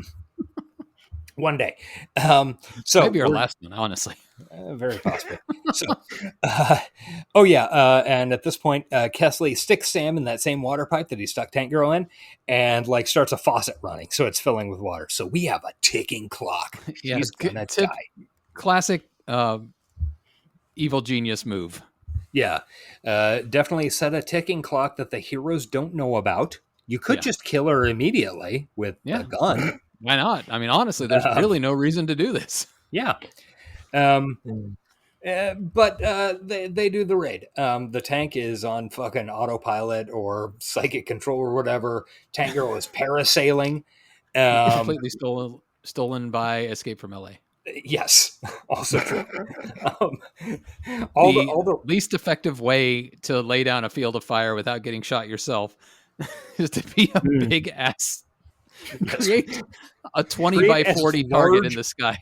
Create as large a target as possible, floating above your enemies with no other interference from landscape. And make it your mission to avoid cover at all costs. Yes, be as in the open as you can. Like something couldn't even accidentally come in front of you to block a bullet. Yes. So at this point, we also see that all the Rippers are in the jet with Jet Girl, and they're doing a fucking scam where like one patrol goes out and Jet Girl flies the jet back and tries to get Donner to do like, hey, we're having some trouble, come in, and Donner's a fucking idiot. So who gives a that was shit? infuriating to watch for me. Yeah. Yeah, it's just dumb. So they land. Somehow Tank Girl gets there. Doesn't matter. Don't worry about it. Yeah, after the tank drives through fucking guards at the gate and like she floats off on her parasail. So she arrives, and it turns out that the Rippers have figured out they're about to be ambushed by 163 guards. And They can tell that by their keen hearing and scent. Yes, there was a hearing bit earlier that I skipped over. Yeah. They have giant fucking ears. So they also say they do much better in the dark, like Count Chocula. So it becomes, because this place is very well written, DT, who is the beat one, he takes off to go fucking cut out those goddamn lights. And he does so just kind of flailing through the air. Yeah. It's some of the most awkward shit I have ever seen in my life. Mm-hmm. Like, it's just a guy with a tail in silhouette, just kind of bouncing across a warehouse and just flailing. Yeah. The flailing is weird. I think it honestly looks like he was very scared when they were shooting. Like he did not want to run into anything or something. I don't know what the deal was, but you ever seen like a grasshopper jump where it's like their instincts tell them how to get airborne, but after that they have no control over anything. Yeah, that's how a kangaroo jump. Mm-hmm. So anyway. Yeah. DT kills the lights and gets the shit shot out of him. And we have a nice little moment of a sax solo, and everybody's like, we're very sad that DT... They really played his death for laughs. Yeah. Yeah, it's not great. Even though, by my eyes, probably the most interesting character in the movie. Yeah, character in the movie. He does like the whole cross-eyed tongue out bit as well. Yeah. He did. Like he's like, this is fucking dumb. I'm just fuck. Blech. Yeah. And dead. Okay. Yeah. And, now all the Rippers are going to go into a rage and kill all the water and power guys. Great. Yeah. With their very obvious wires. This is the most obvious wire work in the movie. So they're jumping around and flailing and like just kind of swatting at people with their giant hands. Yeah, that's it. I don't know. It's again, I think animation would have done this better. So, and all this time we're getting occasional cutbacks to like the tank driving around on autopilot and blowing things up. They should have like hired the guys from TMNT from the original Ninja Turtles movie. Like they kind of had the idea of how to fight in suits, right? Yeah, it's better. I don't know. It's been 30 years since I saw it, but I believe it. It was only a few years before this. Them. Yeah, they probably couldn't afford them. I know the special effects guy was too much that they can afford, but he thought the film sounded fun, so he cut his budget for them to be able to get him. Well, that's nice. Yeah, Stan Winston, who is one of the major like special effects and animatronics guys in Hollywood. Yeah, no complaints about the special effects. Like I said, these kangaroos look cool. Yeah, apparently, there were something like 5 guys off screen for every one of the Rippers. Like each guy controlling like the ear. One guy controls the ears, and another guy controls the forehead and that type of shit. Yeah, it's very impressive work. But I don't know what the fuck the fighting was supposed to be. Yeah, it wasn't. It's more of a choreography. Yeah. Anyway, so the tank's driving around on remote control. Just suddenly out of nowhere, Tank Girl runs into Malcolm McDowell, except it's not. Well, it's Malcolm McDowell, but he's doing the Terminator voice thing. Yeah, she's following the voice of what's her name? Sam.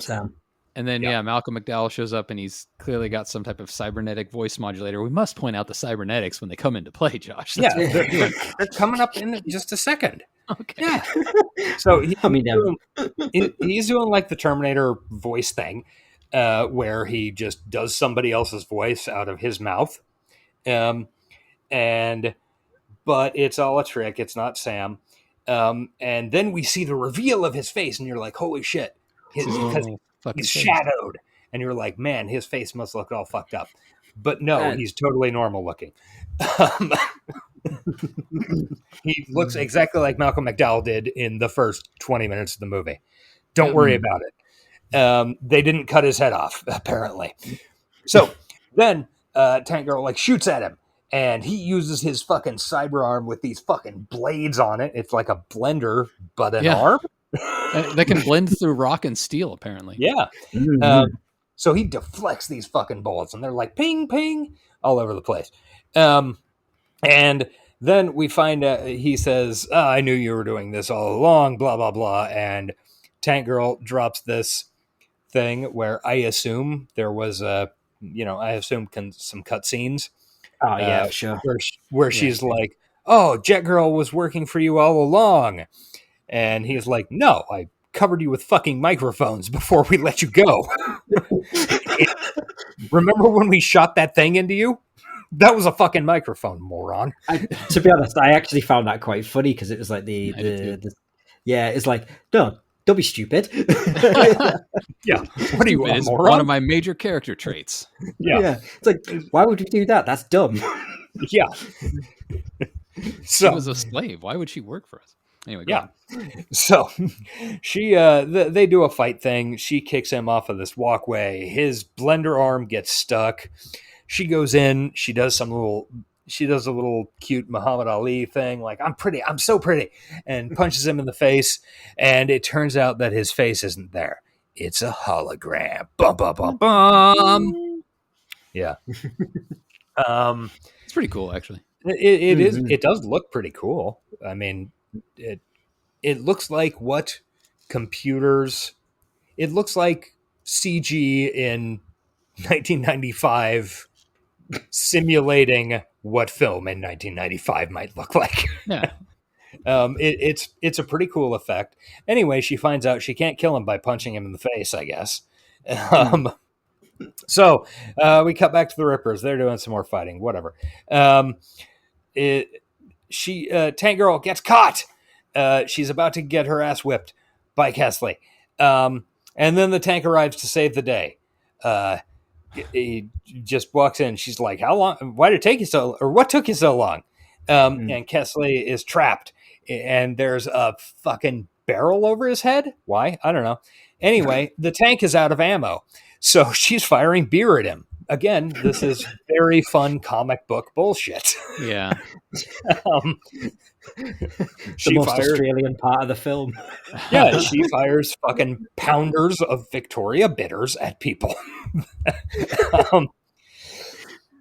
So she fires beer at him. Oh, he keeps deflecting him with his fucking cool giant cyber arm.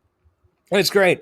Finally, she fires a beer can at the bucket above him, and the water bucket dumps on him, and water all over the place, and it shorts out his hollow, and the bucket drops on him.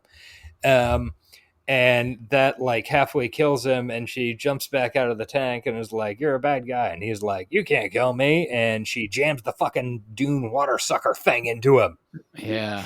I should say, in this point, they are cutting back between reality and comic book shots. Comics, yes. That might have been a good way to handle the fight scenes. Whenever you had, like, you could still do most of it in reality, but like the stuff that was really hard to get across, you could have put into the there's a little bit here while he's getting the water sucked out of him, where it cuts to a comics panel where it's sort of like a Wicked Witch of the West thing, where he's like, I'm melting, and you know, that type of shit.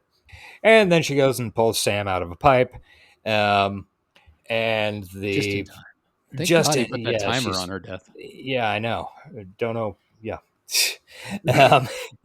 So we get some more fucking like Rippers fighting, and then Booga comes and finds Tank Girl, and Jet ends up finding Sergeant Smalls, and he says, "Oh, fuck me."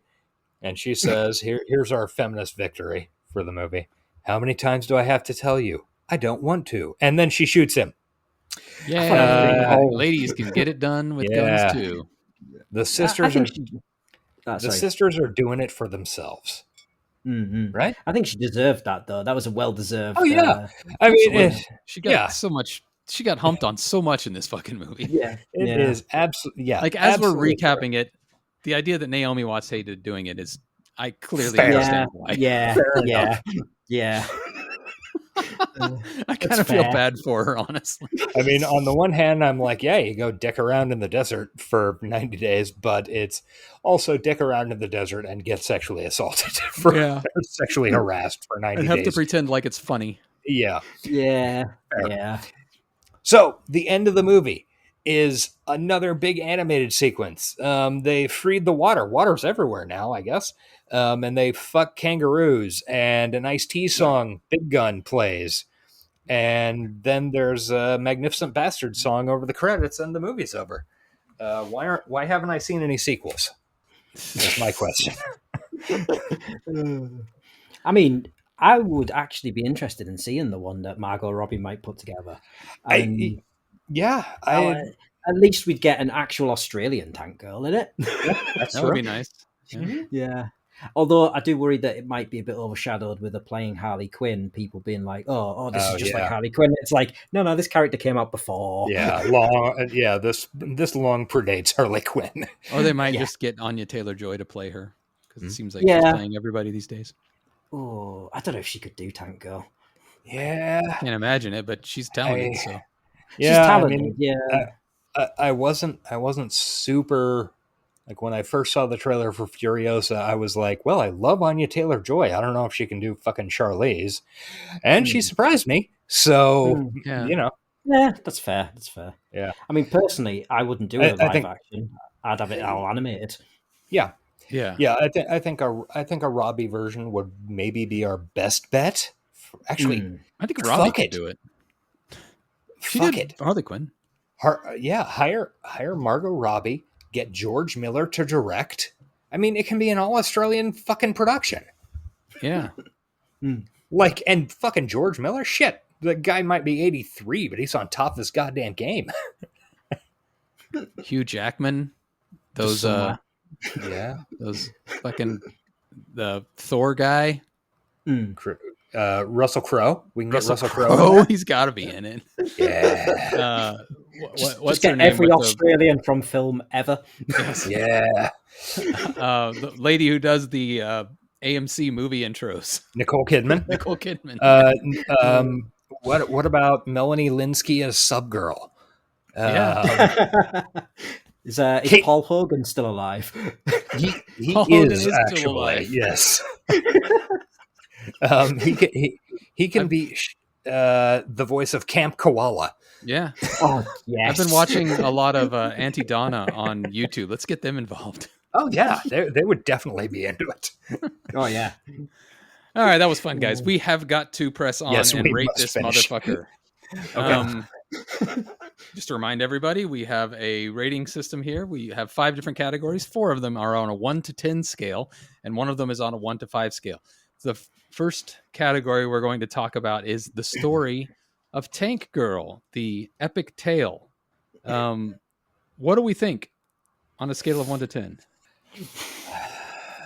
I think that. Ooh, shit! Wait, sorry. I just had a thought enter my head in the middle of a sentence. Okay. Yeah. Okay, I am going to give this story-wise a 4. It's kind of a fucking mess, but that is clearly, like, a big portion of that is clearly interference. Like, you can see big holes cut in this fucking movie. Yeah. So, and I mean, even though it clearly had the best intentions in the world, it did not achieve them. I think actually 4.5. Sorry. Yeah, I think that's fair. God damn, modifying damn your it. number after I've already written down, Josh. Stop writing. I'm going to give it a 2. I thought it was dumb. Okay. Oh, That's I mean, it's super dumb. mean. It's super dumb. It is dumb, but that's part of the fun. See, I'm taking the dumbness as like advantage. Yeah. Like, so I get it. Goal achieved. I think for that that point on the dumbness being part of the fun of it, and that it is a really fun film to just bang on and have in the background, or if you've got like some people around, I'd give it a 5. I'll give it a 5. Give it a bit of benefit. I'm going to have to get the whiteout out.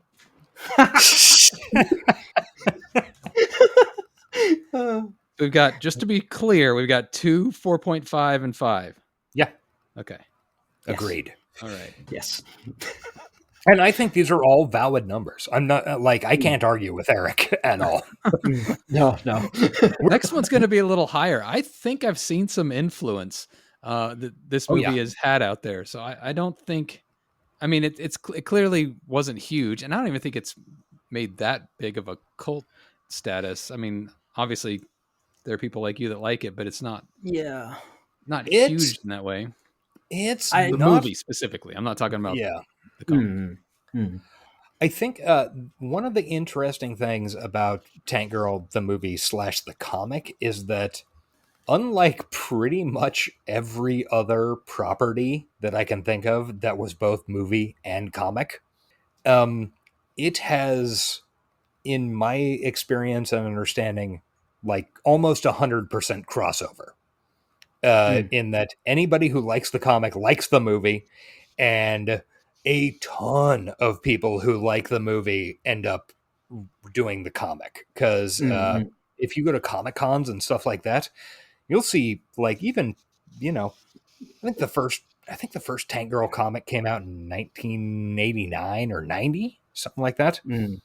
You'll still see the comic characters being cosplayed. And you'll see the movie outfits being cosplayed as well. Anyone with the kangaroo cock? Yes. Somebody has to have.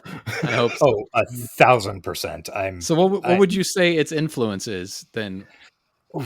Also, I want to point out that if you look at the fucking Wikipedia page for Tank Girl movie or Tank Girl film, there is a huge section at the bottom part of it, which is legacy and related media. And I know for a fact in academia, this is Tank Girl is a weirdly important text for feminism and women's studies classes. Like how to do it wrong? No. I mean, it's a really just like a step on the path. Yeah, exactly. It's a moment in time, and it's done it was done mostly by women. So yeah, it's kind of important in terms of its legacy, even if it's not. Yeah, I would say as well that if you didn't have the vibe of this Tank Girl film, the way it was shot and the way Laurie Petty played Tank Girl, then I think you wouldn't get some of the vibes you had in films like Birds of Prey and stuff like that, or even some of the more modern versions of, like, for example, we said before, Harley Quinn. There's a lot of that sort of Tank Girl, crazy chick sort of thing in there. So I think it had quite a lot of influence on media anyway. Also, she did start the Manic Pixie Nightmare Girl. Yes, Manic Pixie Nightmare Girl. Yes. All right. So what's the number? Oh, and also her this movie's influence on me and my sexuality. I'm gonna give it. Not necessarily has to play in, but if you want to, let's go for it. I think it can't not. Can't like the tank. Yes. Aha. I am going to give this a 8. I think on influence. I think it's more influential than most people think. What do you think, Robin? I will agree with that. I'll also give it an 8. I'm gonna give it a 2. I think it's stupid. No, I'm gonna give it a. You're gonna fall out. I'm gonna give it a 6. I'll go to his house and beat him with a hammer. I agree with everything you've said. I just don't know that I'm stupid sold. and fair. No, I don't. I was saying that for laughs. I don't know that I buy the volume that you might say, but I think everything you're saying is legit. So, and 6 is pretty good. It's a D, and D passes. Yep. Prescience. Prescience is not that it's great. always a weird one. Let's see. Well, since we aren't dealing with drought this week, but if we had watched this movie at the beginning of the year, it might have been more accurate. I mean, if you're talking about prescience, I mean, the big point of the movie is a water company being Nestle. Dicks. So, I'd say it's got not massive loads of prescience, but it is fairly prescient.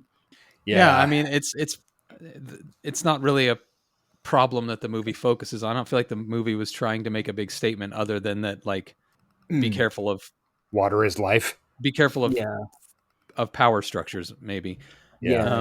And always seek to subvert them. So I'm going to say 4. I think 4 is fair. I agree. Yeah. I'll go with that.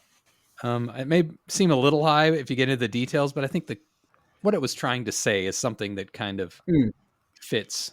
Well, also, as Robin brought up earlier, I mean, Nestle, and some places Nestle is water and power. I agree. Yeah, it's fucking, and like, had somebody told me that in 1995 when I saw this movie, it would have felt like a fucking movie, wouldn't it?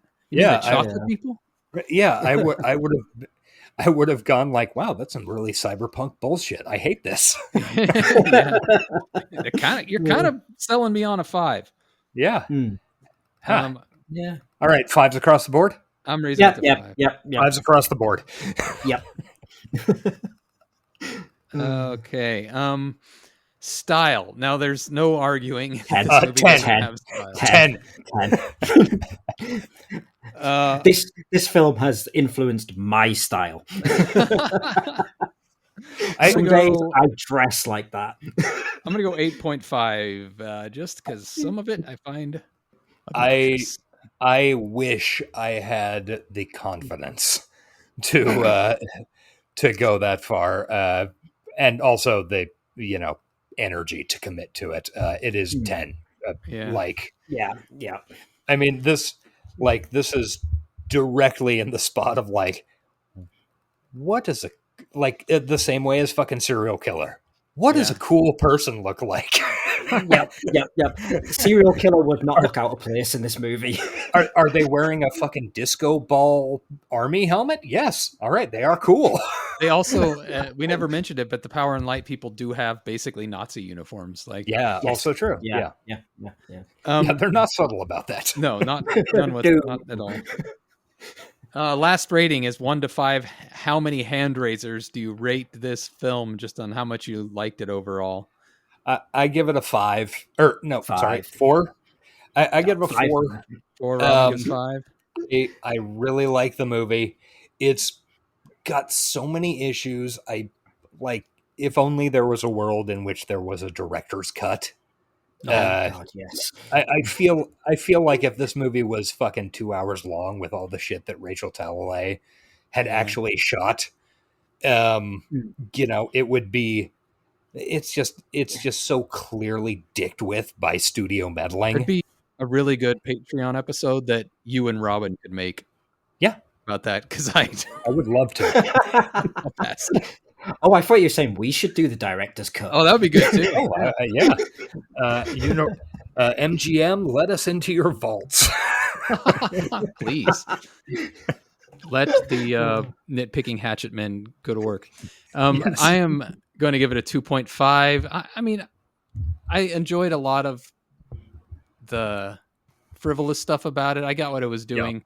A lot of times it was tedious, and it was hard for me to separate, as dated as it was, because of some of the casual sexual stuff. Was hard for me to get it past. Yeah, because if it was one time, I could have moved past it, but it just kept happening over and over. I totally understand. And like your 2.5 is very, like, I can see how that's justified. It doesn't work like that for me. Nostalgia attached to it. Yeah. But I totally see the math that goes into that. All right. Well, we have reached that point in the show where it's time to let our guest plug their whatever they want. Yeah. So, do you have any social media or any projects you want to talk about, Robin? We do thank you very much for coming on our show. Yeah. I don't really have any projects to plug, but if you want to check out my social medias, you can find me on Bluesky at nightshiftfemboy.bsky.social, or just search in Robin AKA Nightshift Femboy and I'll pop up. You could probably just type in Femboy and you'd probably find me, to be honest. What's the Femboy community like on Bluesky? It's growing, but it's taken a while for people to move over from Twitter. Yeah. Kind of like all the communities. Yeah, But I am they did also just- on Twitter. You are on Twitter? I am, yeah. You can find me at Little Alt Feet. Little Old Feet? Alt. ALT. Yes. Alt Feet, okay. Yeah. Yeah. I follow him on both. So if you want to just look at my followers and click through to that, yes, rather than typing. Yeah. Yes.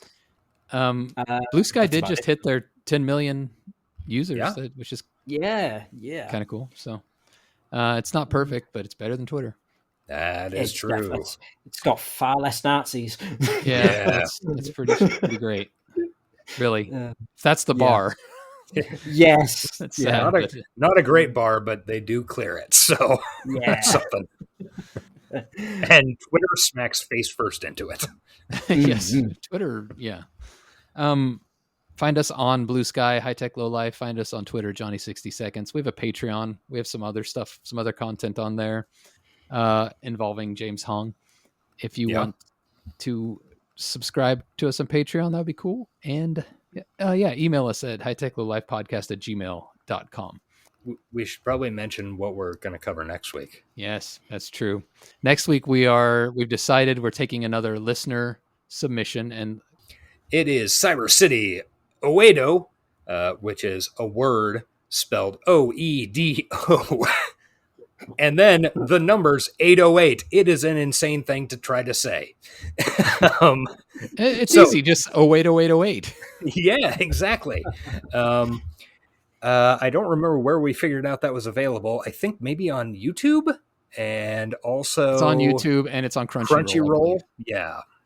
YouTube is probably how I'll watch it, but we'll see. It was recommended by James, a listener, who sent us a nice email a while back with that. We'll do an email episode here one of these days and read the whole thing. But I was just looking at screen caps of it and getting those old nostalgia for the early 90s anime and wanted to watch it. So yeah. And just to prove to you that when you send us ideas, we often jump on them right away. So that's it, right? I think that's it. Thank you again to Robin. You were a wonderful guest, and I'm so glad we got you on. Yes. It's been fun. You will be back if you accede to being back. Oh, yeah, for sure. I'd happily come back on. All right, wonderful. Anyway, it's been swell, but the swelling's gone down. Bye-bye! That was perfect. See ya. See ya. This has been the High Tech Low Life podcast. Find us on Twitter at Johnny60seconds, email us at hightechlowlifepodcast@gmail.com, and find us on Patreon at patreon.com/hightechlowlife. Theme music by Nihilor at nihilor.com. Thank you for listening.